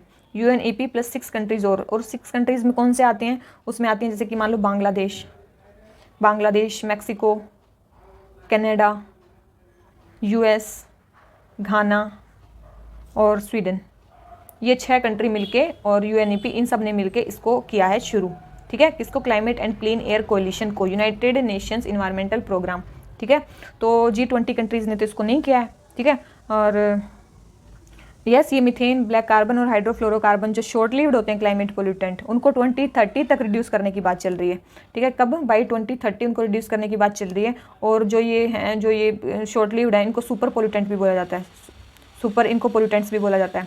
और क्या नाम लेते हैं? जो ये पार्टनरशिप है इनकी, ये क्या है? ये वॉलंटरी पार्टनरशिप है। आप मतलब वॉलंटरी पार्टनरशिप है, कोई ऑब्लिगेशन नहीं है। ठीक है, और याद रखना इसमें जो फाइनेंस होता है वो मतलब यहाँ कहीं से फाइनेंस भी आना चाहिए अगर वो ऐसे प्रोग्राम्स चला रहे हैं तो इसमें जो फाइनेंस है वो मल्टी डोनर से आता है मतलब। तो climate and clean air trust fund, climate and clean air trust fund है ये। ठीक है, ट्रस्ट फंड। ठीक है, ये कब एस्टेब्लिश किया गया था? ये 2012 में एस्टेब्लिश किया गया था। ठीक है, और मेनली UN इन्वायरमेंट इसको एडमिनिस्टर करता है। क्या इंडिया ने इसको ज्वाइन कर रखा है? यस, इंडिया ने इसको ज्वाइन कर रखा है, climate and clean air coalition को। कब किया था? 2019 में ज्वाइन किया है, याद रखना इसको। ठीक है, 2019 में इंडिया ने इसको ज्वाइन किया है। ठीक है, ये चीज़ याद रखना, एज ए 65th कंट्री। और क्या इंडिया में कोई और प्रोग्राम चल रहा है मतलब ऐसा ही क्लीन एयर वाला? देखो, यस, एक और प्रोग्राम चल रहा है इंडिया में, national clean air programme, NCAP, national clean air programme 2019 में ये शुरू हुआ है। 2019 में ये लॉन्च हुआ है। किसने? Ministry of environment, forest and climate change ने इसको लॉन्च किया है। और इसके टारगेट्स क्या हैं? मेनली इसको जो PM 2.5 है उसको 20% तक रिड्यूस करना है, और PM जो 10 है उसको 30% तक रिड्यूस करना है। कब तक? बाय 2024। याद रखना इस चीज़ को। नेशनल क्लीन एयर प्रोग्राम में 2030 का कोई टारगेट नहीं है, उसका टारगेट है 2024 तक हमें 20% और 30% तक रिड्यूस करने हैं। क्या? PM 2.5 and PM 10। ठीक है, ये national climate and clean air coalition ऊपर हो गई, ये ट्रस्ट फंड है इसका। और ये है, ये किसने शुरू किया? UNEP ने शुरू किया। किसके लिए किया? शॉर्ट एयर में जो पोल्यूटेंट्स रहते हैं उनके लिए किया है। हो गया हमारा सारा, क्या हो गया? फर्स्ट रॉन्ग हो गया और सेकंड सही है, तो बी आंसर आ गया इसका हमारा। ठीक है, आ जाते हैं क्वेश्चन नंबर 18 पे। क्या बोलता है? साइट्स, ट्रैफिक के बारे में बताना है। Trades related analysis of fauna and flora in commerce. Trade related मतलब जो भी एनिमल्स और प्लांट्स का जो ट्रेड होता है उससे रिलेटेड ये ऑर्गेनाइजेशन है कि उनका जो है गलत यूज़ नहीं होना चाहिए। तो ये किसने चलाई है? ठीक है, तो ये किसने चलाई है? तो जो ट्रैफिक है, क्या यूएनईपी ने चलाई है? नहीं, आपको पता होना चाहिए, ट्रैफिक में बता चुकी हूँ, WWF plus IUCN, WWF plus IUCN ने मिलकर चलाई है ट्रैफिक को। ठीक है, तो फर्स्ट स्टेटमेंट होगी रॉन्ग। सेकंड है the mission of traffic is to ensure that trade in the wild plants and animals is not threat to conservation of nature. बिल्कुल, इसका जो मेन मिशन है वो है कि प्लांट और एनिमल्स का अगर ट्रेड हो रहा है तो वो कंजर्वेशन, उनके कंजर्वेशन स्टेटस को कोई वो हार्म ना पहुंचाए। ठीक है, तो यही है। तो ये बनी कब थी, मतलब ट्रैफिक ऑर्गेनाइजेशन ये बनी कब थी? 1976 में। ये क्या है? एक टाइप की एनजीओ है। ठीक है, एक टाइप की एनजीओ है और इसके हेडक्वार्टर्स कहाँ है? कैम्ब्रिज यूके में इसके हेडक्वार्टर्स हैं। ठीक है, और मेनली किसके साथ मिलके काम करती है? ये साइट्स के साथ मिलके काम करती है, इंडेंजर्ड स्पीसीज वाली जो है ना उसके साथ मिलके काम करती है। और यस, इसके अंडर बहुत सारे अवेयरनेस प्रोग्राम्स भी चलाए जाते हैं, जैसे कि don't buy trouble, don't buy trouble, ये भी इसी का है, डोंट बाय ट्रबल। एक है वांटेड अलाइव सीरीज़, एक है वांटेड अलाइव सीरीज़, ये भी इसी का है, याद रखना। ठीक है, और एक है हाँ, एक और मेन चीज़ है कि ये मेन की मतलब जो ट्रैफिक है ये की रोल प्ले करता है किसमें? एक सावन में, सावन, SAWEN, सावेन, सावेन मतलब south Asian wild life enforcement network. ठीक है, south Asian wild life enforcement network ये होता है। ये 2011 में बना है। कहाँ पे? भूटान में है इसका centre. Mainly wild life crime को प्रिवेंट करने के लिए रीजन में, पूरे साउथ एशियन जो रीजन है उसमें वाइल्ड लाइफ क्राइम को प्रिवेंट करने के लिए, वाइल्ड लाइफ जो क्राइम है उसको प्रिवेंट करने के लिए ये, तो उसमें भी ये कोलैबोरेट करता है। सावन प्रोग्राम में कोलैबोरेट कर रहा है। ये दो प्रोग्राम इसी के, वांटेड अलाइव सीरीज और डोंट बाय ट्रबल, और ये अब बना था और सारी चीज़ आपने देख ली, तो सेकंड सही है। तो आंसर क्या आ गया इसका? बी। क्वेश्चन नंबर 19 देख लेते हैं। एम स्ट्रिप्स टर्म जो है वो न्यूज़ में है, तो वो किस लिए है? तो ये तो आपको पता ही होगा। एम स्ट्रिप्स मतलब जो टाइगर के ऊपर जो स्ट्रिप्स होती हैं उसके लिए है। तो मेन क्या है? टाइगर के लिए, जो टाइगर के लिए कौन सी स्टेटमेंट है? Maintenance of tiger reserves, maintenance of tiger reserves. आ जाते हैं क्वेश्चन नंबर 20 पे। Bureau of energy efficiency star label आपको कहाँ कहाँ मिल सकता है? तो सीलिंग फैन पे मिल सकता है, गीजर पे मिल सकता है, लैंप्स पे, सब पे मिल सकता है। तो आंसर क्या आ गया? डी।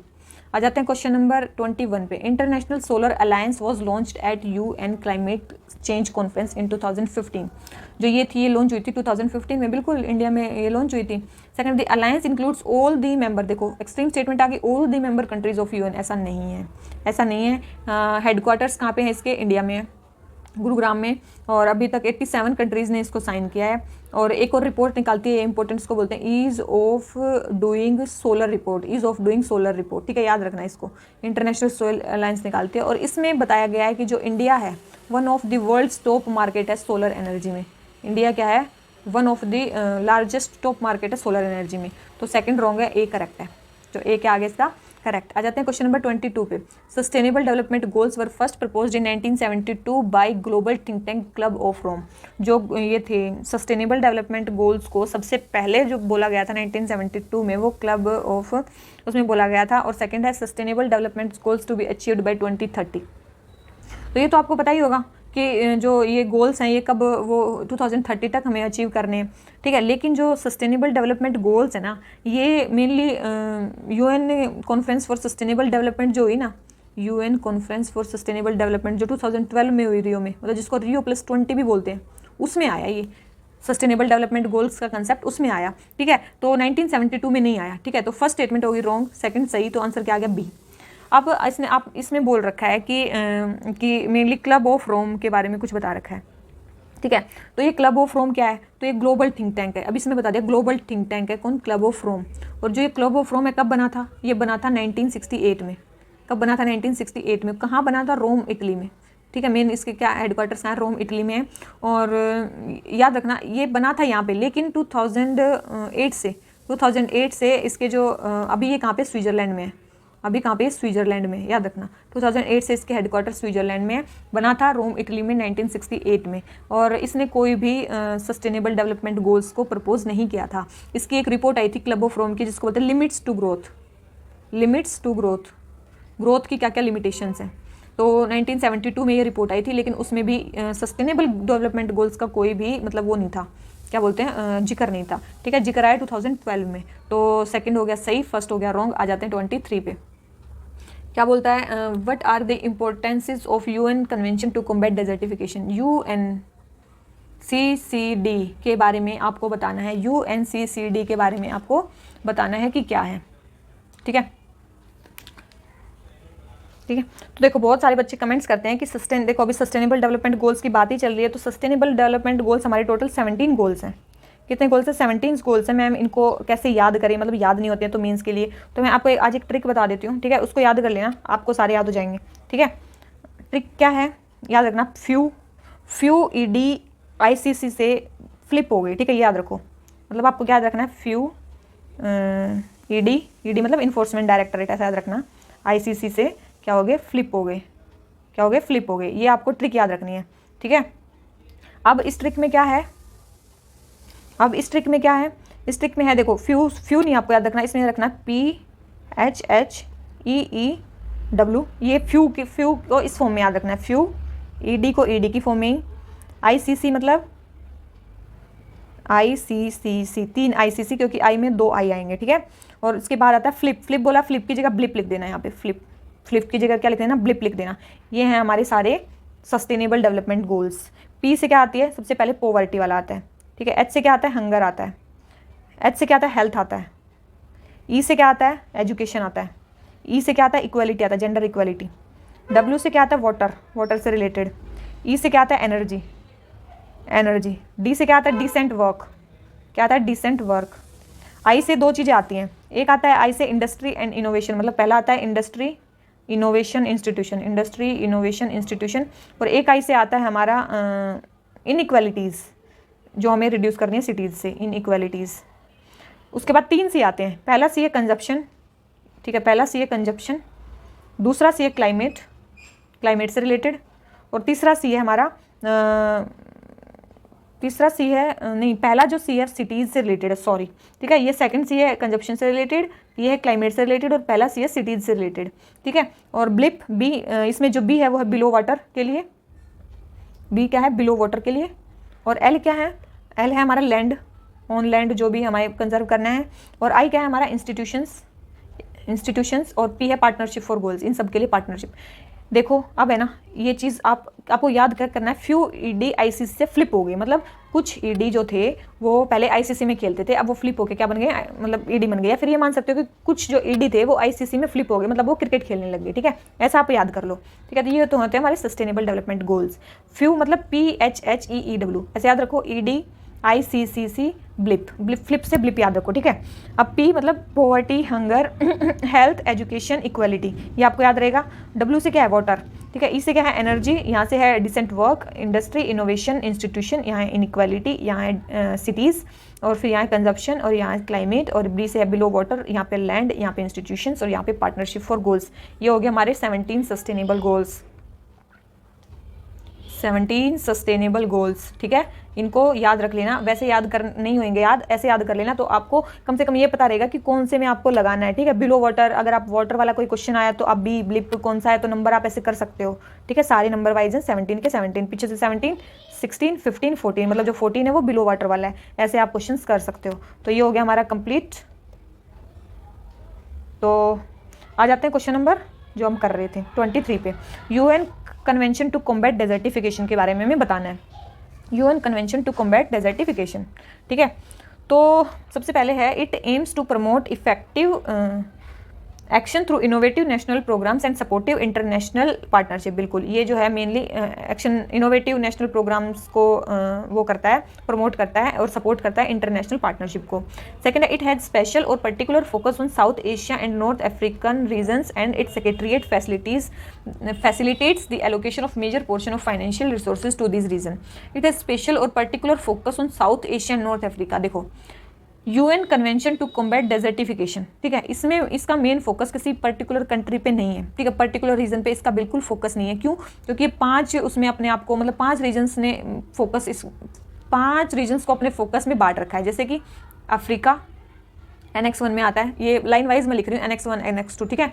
तो एशिया Annex 2 में आता है, उसके बाद लेटिन अमेरिका आता है, और उसके बाद हमारा नॉर्थ मेडिटेरेनियन आता है, और उसके बाद हमारा ये आता है सेंट्रल एंड ईस्टर्न यूरोप आता है, ठीक है, सेंट्रल एंड ईस्टर्न यूरोप। तो ये एनेक्स कंट्रीज़ में है जिसकी तरफ ये पर्टिकुलर ध्यान देता है। तो कोई एशिया वाला रीजन ऐसा नहीं है जिसमें ये पर्टिकुलर ध्यान दे रहा है।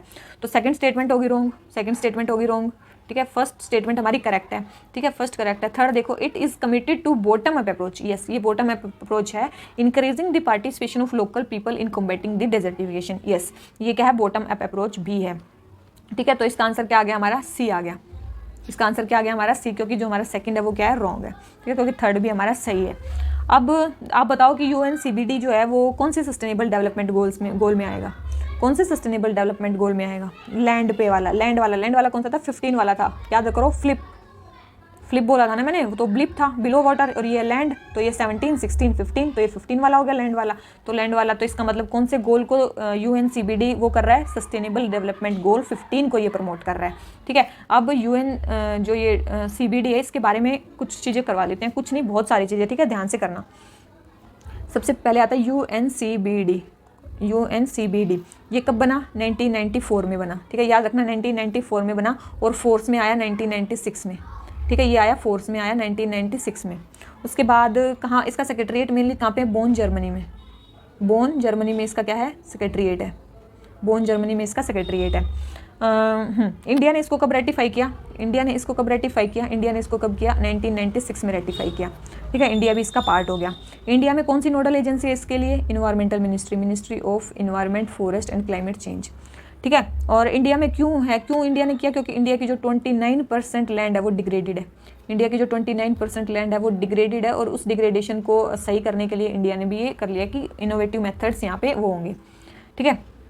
अब याद रखना अभी न्यूज़ में क्यों है, क्योंकि अभी 2019 में इंडिया ने फर्स्ट टाइम इसके कोप को हेड किया है, जो कि कोप 14 था, ठीक है। इंडिया ने क्या किया, इसको होस्ट किया 2019 में, ठीक है। और इंडिया कुछ ही कंट्रीज़ में बन गया, जो मतलब ये होस्ट करने के बाद, जब इस CBD का जो उसने कोप हेड कर लिया, उसके बाद इंडिया उन चंद कंट्रीज़ में आ गया जिन्होंने तीनों रियो कन्वेंशंस को होस्ट कर रखा है, मतलब तीनों रियो कन्वेंशंस को इंडिया ने होस्ट कर रखा है, जो कि वो है, ठीक है। कौन कौन से 3 रियो कन्वेंशन, एक तो हो गया ये UNCBD वाला हो गया, डेजर्टिफिकेशन वाला हो गया, एक हो गया UN framework convention on climate change, एक ये हो गया, और एक है UN convention for biodiversity, UN convention for biodiversity वाला है ना, तो एक वो हो गया, ठीक है, तो एक ही हो गया। तो ये तीनों कन्वेंशन क्या हो गए, इन तीनों को ही इसने हेड किया है, ठीक है, तीनों को इसने क्या किया है, सॉरी ये CBD नहीं है, UN कन्वेंशन फॉर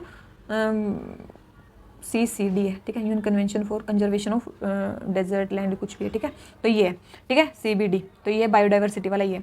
तो ये तीनों रियो कन्वेंशंस को इंडिया ने हेड कर लिया है, मतलब होस्ट कर लिया है, हेड नहीं होस्ट कर लिया है, ठीक है।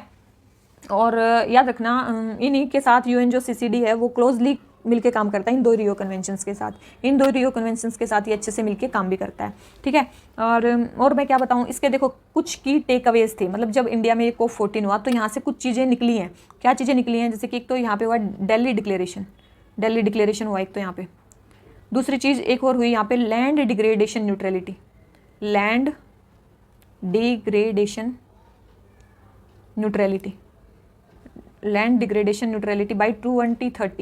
बाई 2030, ठीक है, इसको LDN भी बोलते हैं, लैंड डिग्रेडेशन न्यूट्रलिटी बाई 2030।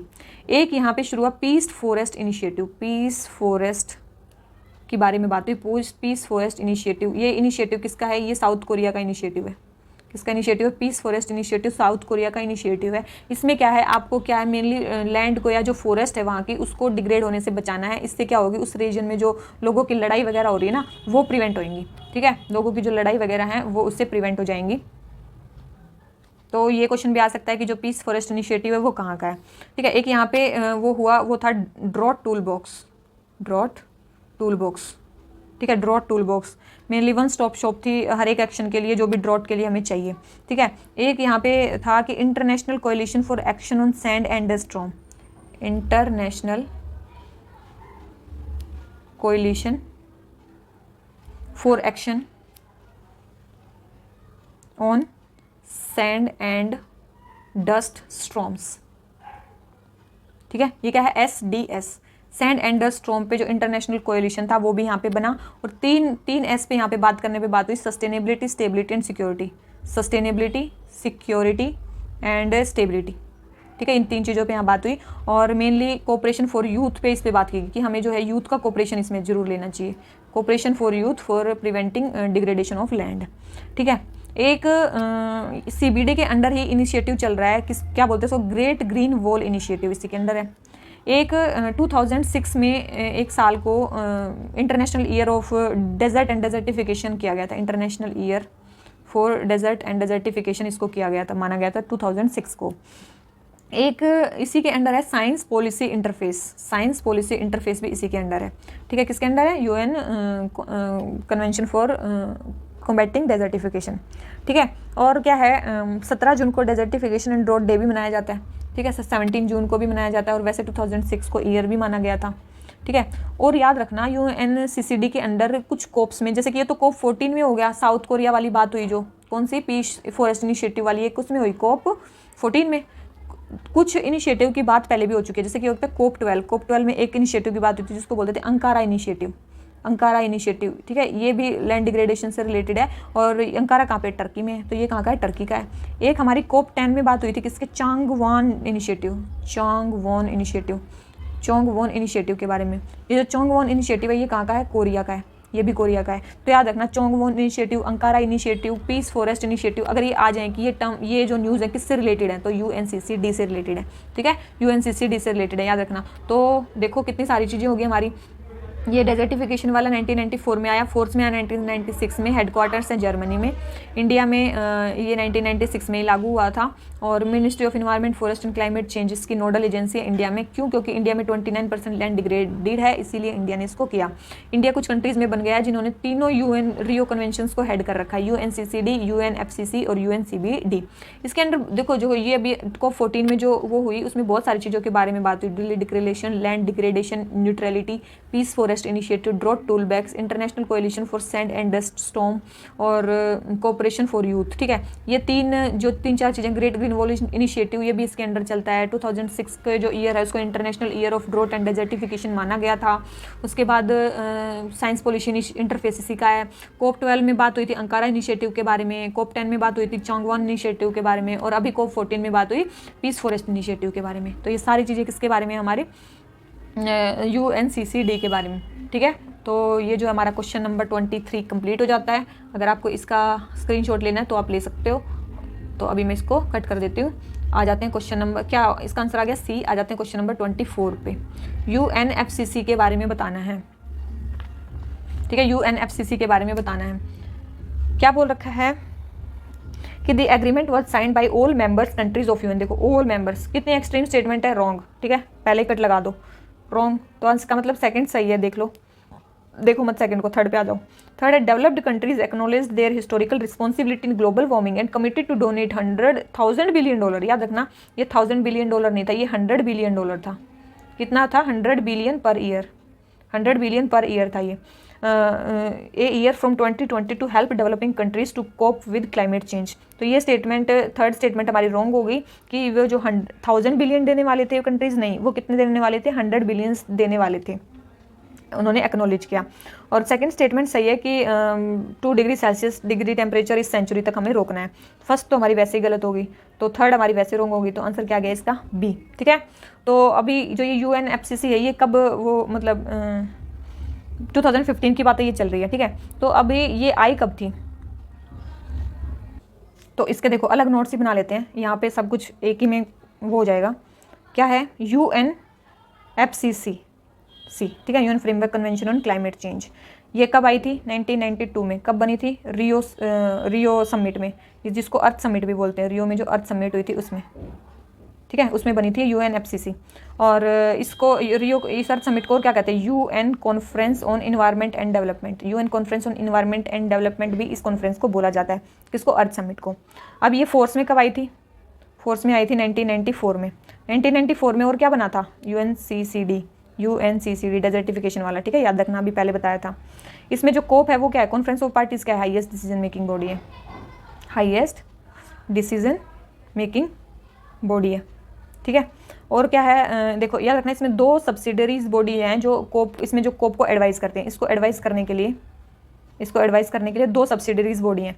कौन सी है, एक तो subsidiary body for science and technology advice, एक तो है साइंस एंड टेक्नोलॉजी एडवाइस के लिए, और एक है सब्सिडरी बॉडी फॉर इम्प्लीमेंटेशन। एक है subsidiary body for implementation, subsidiary body for implementation, ये सब्सिडरी बॉडी है इम्प्लीमेंटेशन के लिए और ये सब्सिडरी बॉडी है साइंस एंड टेक्नोलॉजी की एडवाइस के लिए। ठीक है, याद रखना ये दो बॉडी इसके अंडर है। इसके सेक्रेटरीट कहाँ है, जहाँ CCD थी, मतलब बोन जर्मनी में। ठीक है, उसके बाद जब देखो इसी का एक कोप 3 जब हुआ ना, कोप 3 इसी का UNFCCC का कोप 3 जब हुआ तो वो हुआ था जापान के क्योटो में, जापान के क्योटो में। ठीक है, कब हुआ था, 1997 में। ठीक है, क्योंकि 1994 में फोर्स में आई थी, तो थर्ड जो कन्वेंशन हुआ 1997 में हुआ। ठीक है, क्योटो के अंदर हुआ। तो इसमें 3 चीज़ें आई, इसके अंदर 3 चीज़ें आई, मतलब इस क्योटो प्रोटोकॉल के अंदर 3 चीज़ें आई। यहाँ पे एक होता क्लीन डेवलपमेंट मैकेनिज्म, इसके अंदर आया। एक एमिशन ट्रेडिंग इसी के अंदर आई। और एक है जॉइंट इम्प्लीमेंटेशन, एक जॉइंट इम्प्लीमेंटेशन इसी के अंदर आया। ठीक है, जॉइंट इम्प्लीमेंटेशन, एमिशन ट्रेडिंग और क्लीन डेवलपमेंट मैकेनिज्म, तीनों किसके अंदर आए हैं, क्योटो प्रोटोकॉल के अंडर ही बने हैं। ठीक है, क्योटो प्रोटोकॉल क्या है, लीगली बाइंडिंग वो ओब्लिगेशंस करता है, लीगली बाइंडिंग ओब्लिगेशन करता है किस पे, डेवलप्ड कंट्रीज़ पे, किस पे, डेवलप्ड कंट्रीज़ पे। इसने लीगली बाइंडिंग ओब्लिगेशंस लगा दी थी कि आप अपने जो रिडक्शन टारगेट है उससे वो है, मतलब लीगली बाइंडिंग है। ठीक है, इसीलिए लीगली बाइंडिंग था, इसीलिए यूएसए ने इसको कभी रेटिफाई नहीं किया, USA never ratified it, USA ने इसको कभी भी रेटिफाई नहीं किया इस कन्वेंशन को। ठीक है, और ठीक है, और यही इसका मेन बोन ऑफ कंटेंशन था, ये इतनी ज़्यादा सक्सेसफुल नहीं हुई। इसीलिए 2015 में पेरिस में जब कन्वेंशन हुआ, कोप 21 पेरिस में हुआ। ठीक है, पेरिस में हुआ कोप 21 2015 में। इसमें ये बाइंडिंग इसको हटा दिया गया, बाइंडिंग चीज़ को, और क्या बोला गया कि कंट्रीज़ जो हैं, डेवलप्ड कंट्री, वो रिस्पॉन्सिबल हैं, इसलिए हर साल वो क्या करेंगी, $100 बिलियन हर साल 2020 के बाद इकट्ठा करेंगी और देंगी रिडक्शन टारगेट्स को कम करने के लिए दूसरी कंट्रीज़ को। ठीक है, दूसरी कंट्रीज़ को, तो याद रखना। और UNFCCC के नॉर्मली टारगेट्स क्या होते हैं, नॉन बाइंडिंग होती है, ये वैसे नॉन बाइंडिंग होती है, लेकिन इसमें जो क्योटो प्रोटोकॉल बना उसमें बाइंडिंग वो थे। ठीक है, ये चीज़ याद रखना। UNFCCC 1992 में बनी, इसके अंडर बनी, फोर्थ में आई तब। और 2 इसकी सब्सिडरी बॉडीज़ हैं, एक साइंस एंड टेक्नोलॉजी एडवाइस के लिए और एक इम्प्लीमेंटेशन की एडवाइस के लिए। नॉन बाइंडिंग इसकी वो है, और बोन जर्मनी में था। कोप जब 3 हुई वो हुई क्योटो में इसकी, और वहाँ पे 3 चीज़ें आई, clean development mechanism, emission trading, joint implementation, legally binding है ये थी। ठीक है, और यूएस ने इसको इसलिए कभी रेटिफाई नहीं किया, इसी हिस्टोरिकल चीज़ को करेक्ट करने के लिए, मिस्टेक को। पेरिस में कन्वेंशन हुआ कोप 21 2015 में, जिसमें बोला गया कि जो डेवलप्ड कंट्री है वो $100 बिलियन देंगी 2020 से। ठीक है, तो हो गया हमारा ये क्वेश्चन कंप्लीट। ठीक है, तो अब हम आ जाते हैं कहाँ पे, ये आप इसका स्क्रीनशॉट ले सकते हो। अब हम आ जाते हैं क्वेश्चन नंबर 25 पे, एजेंडा 21। तो एजेंडा 21 कहाँ से निकला है। ठीक है, तो एजेंडा 20 देखो, अभी मैंने बताया कि जो रियो वाली समिट थी 1992 वाली, वहाँ से मेनली 3 चीज़ें निकली थी। ठीक है, अभी एक तो देखो वो थी ना, एजेंडा 21 कहाँ से निकला, अभी मैं ये जो है ना रियो से निकला, 1992 वाले अर्थ समिट की रियो से। अर्थ समिट की रियो से और कुछ इंपॉर्टेंट आउटकम थे, क्या थे, एक तो था रियो कन्वेंशन ऑन सस्टेनेबल डेवलपमेंट, एक था हमारा एजेंडा 21, और एक था हमारा फॉरेस्ट प्रिंसिपल्स, ठीक है, ये 3 चीज़ें यहाँ से निकली। ठीक है, और 3 ही कन्वेंशन यहाँ से निकले। 3 कन्वेंशन कौन से, UNCCD जो भी पढ़ा, UNFCCC ये जो भी पढ़ा, और UNCBD बायोडाइवर्सिटी वाला, ये 3 कन्वेंशन यहाँ से निकले।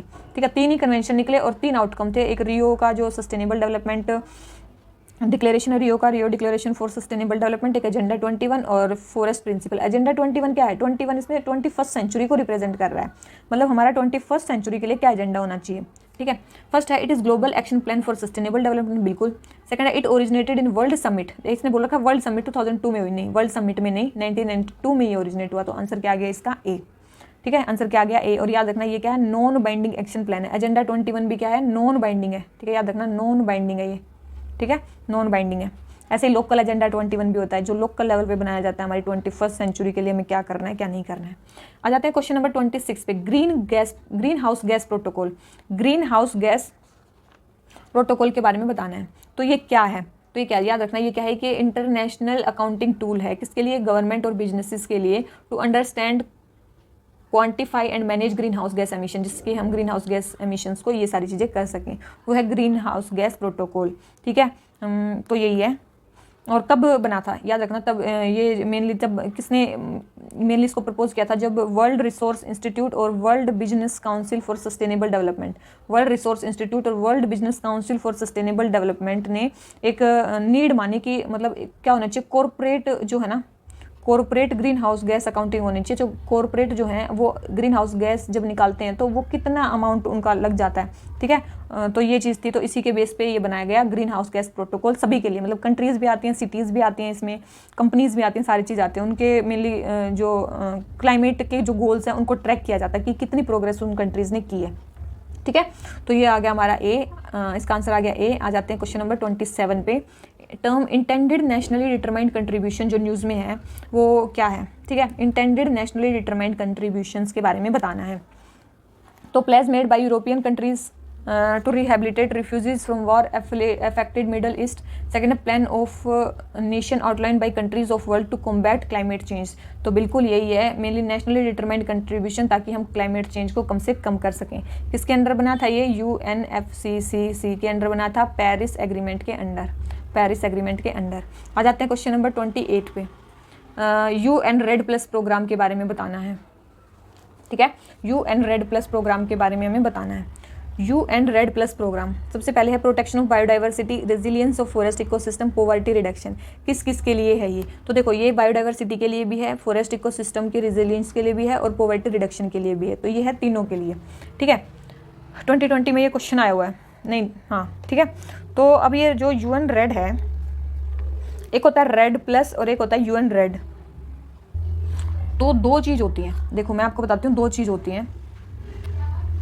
एक होता है रेड प्लस, एक प्रोग्राम है रेड प्लस और एक है UN रेड, ठीक है। ये दो प्रोग्राम्स हैं। अभी इसके बारे में पूछा, ये तीनों, ठीक है। रेड, सबसे पहले रेड की बात है कि ये क्या, इसमें क्या है, मेनली रेड प्लस का मेन क्या है, हमें एमिशंस को रिड्यूस करना है, मतलब रिड्यूसिंग, इसका फुल फॉर्म है reducing emissions from deforestation and degradation. Deforestation and degradation से हमें एमिशन को रिड्यूस करना है। तो क्या पौधे लगा के ही होगा वो, तो ठीक है। मेन क्या, क्लाइमेट चेंज मिटिगेशन करना है हमें फॉरेस्ट कंजर्वेशन करके या फॉरेस्ट को लगा के। 3 फेजेस में ये किया जाएगा, 3 फेजेस में किया जाता है। एक तो रेडीनेस, सबसे पहले तो प्लान बनाओ उसके लिए, दूसरा उसको इम्प्लीमेंट करो, इम्प्लीमेंटेशन, और तीसरा रिजल्ट बेस्ड पेमेंट। जो अच्छा रिजल्ट दे, मतलब जो कंट्री सबसे अच्छा करे उसको वो दो, इंसेंटिव्स दो, पेमेंट्स दो उनको, ठीक है। इसमें क्या है, मेनली इंसेंटिव्स प्रोवाइड करने हैं। रिजल्ट बेस्ड पेमेंट में क्या है, इंसेंटिव प्रोवाइड करने हैं जो कंट्री सबसे अच्छा करेगी डिफोरेस्टेशन को रोकने में। कुछ मान लो 1 साल का टाइम पीरियड दे दिया, उसमें सबसे ज़्यादा डिफोरेस्टेशन किसने रोका, तो उसके लिए उसको क्या मिलेगा, फाइनेंशियल इंसेंटिव मिलेगा, ठीक है। और फाइनेंस इसको कौन कर रहा है, याद रखना, green climate fund. Green climate fund इसको क्या कर रहा है, फाइनेंस कर रहा है। इसको फाइनेंस को करना है ग्रीन क्लाइमेट फंड। और सबसे पहला रिजल्ट बेस्ड पेमेंट किसको मिला, याद रखना, ब्राज़ील को। ब्राज़ील को सबसे पहला रिजल्ट बेस्ड पेमेंट मिला, ठीक है। सबसे पहली कंट्री बनी जिसको रिजल्ट बेस्ड पेमेंट मिला सबसे पहले, ठीक है। और देखो वैसे नॉर्मली क्या ना, अभी मैंने हाँ चलो ठीक है, इसका आंसर क्या आ गया, इसका क्या होगा, तीनों चीज़ होगी, ठीक है। अभी ये एक है रेड प्लस, ठीक है। ये रेड प्लस क्या, वॉलंटरी क्लाइमेट मिटिगेशन पाथवे है, ठीक है। अब एक है UN रेड। UN रेड क्या, जितने भी रेड के प्रोग्राम्स हैं, जितने भी रेड के प्रोग्राम्स हैं उन सबको वो करना, मतलब सपोर्ट करना। वो मेन काम है किसका, UNREED का, मतलब जो भी इनको असिस्ट करना है, रेड के जो वो है पर्पजेज, उनको अचीव करने में UN हेल्प करेगा, ठीक है। UN हेल्प करेगा, बस ये उसके लिए है, ठीक है। ये चीज़ है। और इसमें और कौन कौन असिस्ट करता है, FAO है, UNDP है और UNEP भी है, ठीक है। ये सारे इसमें हेल्प करते हैं, ठीक है। इंडिया भी है इसमें, इसी में, मतलब इंडिया भी सपोर्ट करता है UN रेड को, ठीक है। इंडिया ने भी इसी के बेस पे नेशनल रेड प्लस स्ट्रेटजी बनाई है। इंडिया ने क्या बनाई है, नेशनल रेड प्लस स्ट्रेटजी बनाई है। रेड प्लस स्ट्रेटजी इंडिया ने बनाई है 2018 में, ठीक है। किसके, इन्वायरमेंटल मिनिस्ट्री के अंडर, मिनिस्ट्री ऑफ इन्वायरमेंट के अंडर, ठीक है। इंडिया ने भी बना लिया एक। और मेन इंडिया का टारगेट है कि हम 2.5 to 3 बिलियन टन जो कार्बन है उसके एमिशन को हम कम कर देंगे। कितना है, 2.5 से 3 बिलियन टन जो कार्बन है उसको हम क्या कर देंगे, कम कर देंगे 2030 तक, ठीक है। तो ये इंडिया का टारगेट है। और ये UN रेड है जो इसको हेल्प करेगा असिस्ट करने में। तो अगर ये हेल्प करेगा तो उससे क्या होगा, पॉवर्टी रिड्यूस होगी, ठीक है, सारी चीज़ें होंगी। तो हो गया हमारा ये स्टेटमेंट, ये है रेड और ये है UN रेड, ये दो हो गए और ये अलग है नेशनल स्ट्रेटजी। तो ये हो गया हमारा आंसर। तो आ जाते हैं क्वेश्चन नंबर अपने, क्वेश्चन पे, क्या बोलता है, ये हो गया 28। आ जाते हैं क्वेश्चन नंबर 29 पे। The economics of ecosystem and biodiversity. The economics of ecosystem and biodiversity, which of the following statements are correct. कौन से स्टेटमेंट सही हैं इसके बारे में। सबसे पहले, it is initiative hosted by UNEP, IMF and world bank. ये जो है ये इनका, तो याद रखना ये केवल और केवल UNEP का है, IMF और वर्ल्ड बैंक का नहीं है। तो पहली स्टेटमेंट रॉन्ग हो गई हमारी। सेकंड है, it is global initiative that focuses on drawing attention to the economic benefit of biodiversity. Economic benefit of biodiversity को ये मेन ध्यान दिलवाता बिल्कुल। और थर्ड है, it presents an approach that can help decision makers recognise, demonstrate and capture the value of ecosystem and biodiversity. ये उसको भी हेल्प करता है कि वो हो, ठीक है, उसको भी हेल्प करता है। तो इसका आंसर क्या होगा, B एंड 2 एंड 3, ठीक है। इसका आंसर हो गया C। और मेन इसका ऑफिस कहाँ पे है, जेनेवा स्विट्जरलैंड में। जेनेवा स्विट्जरलैंड में इसका मेन वो है सेंटर। आ जाते हैं क्वेश्चन नंबर 30 पे। ग्रीन इंडिया मिशन के बारे में बताना है। ग्रीन इंडिया मिशन का मेन टारगेट क्या है। देखो ग्रीन इंडिया मिशन क्या बोल रखा है इसमें, अच्छा ऐसे बोल रखा है। तो ग्रीन इंडिया मिशन में क्या होगा, देखो ग्रीन इंडिया मिशन में क्या होगा, मेन पेड़ पौधे लगाने से ही तो रिलेटेड होगा। तो देखो incorporating environment benefits and cost into union and state budget, देखो ये नहीं है, मेन है इसमें यही, restoring and enhancing forest cover and responding to climate change by combination of adaptation and mitigation measure. ये केवल और केवल यही स्टेटमेंट है, ये स्टेटमेंट ग्रीन इंडिया मिशन के अंडर नहीं है, ठीक है। तो आंसर आ गया इसका C। और मेन जो चीज़ है ये जो national action plan on climate change है उसके अंडर 8 मिशंस चल रहे हैं, उसके अंडर ये ग्रीन इंडिया मिशन भी है, ठीक है। ये ग्रीन जो ये मिशन भी चल रहा है, कब चला था ग्रीन वो इंडिया मिशन 2014 में, ठीक है, 2014 में। एक और चीज़ याद रखना, एक उसका नाम आता है इंडेक्स का, उसको बोलते हैं global green economy index. Global green economy index 2010 से ये रिलीज़ कर रहे हैं। कौन है, ड्यूअल सिटीजन LLC, ये इसको launch, private US based consultation group है, ये इसको रिलीज़ करता है। क्वांटिटेटिव और क्वालिटेटिव दोनों ही डेटा को ये यूज़ करते हैं। 2018 में जो स्वीडन थी वो टॉप मतलब परफॉर्मिंग कंट्री थी इनके हिसाब से। और इसमें 4 डायमेंशन को मेनली मेजर किया जाता है। एक तो लीडरशिप एंड क्लाइमेट चेंज, और एक है एफिशिएंसी सेक्टर्स, और एक है मार्केट एंड इन्वेस्टमेंट, और एक है इन्वायरमेंट। इन 4 चीज़ों को मेनली 4 फैक्टर्स, 4 डायमेंशंस मान लो, इसको इसमें मेजर किया जाता है ग्लोबल ग्रीन इकोनॉमी इंडेक्स, ये न्यूज़ में आता है, ठीक है। तो हमारे आज के 30 क्वेश्चन कंप्लीट हो जाते हैं, ठीक है। और कल हमारे अगले 30 क्वेश्चन कंप्लीट होने के बाद हमारी इकोनॉमी की टोटल प्रीवियस ईयर क्वेश्चन की सीरीज कंप्लीट हो जाएगी, और उसके बाद चलेगी हमारी मोस्ट एक्सपेक्टेड क्वेश्चन की सीरीज, और जितना हो सकेगा प्री से पहले हम इसे कंप्लीट करवाने की कोशिश करेंगे। तो अगर आपको इसकी PDF चाहिए तो आप हमारे टेलीग्राम चैनल को ज्वाइन कर सकते हैं, ठीक है। और प्लीज़ अगर आपको वीडियो अच्छी लगी हो तो लाइक करके जाना, और चैनल सब्सक्राइब कर दो, और अपने फ्रेंड्स को भी शेयर करो, ताकि नॉलेज जितनी ज़्यादा बढ़ेगी उतना ही अच्छा है, ठीक है। तो चलो इसी नोट पे आज का लेक्चर खत्म करते हैं। So thank you very much, bye bye.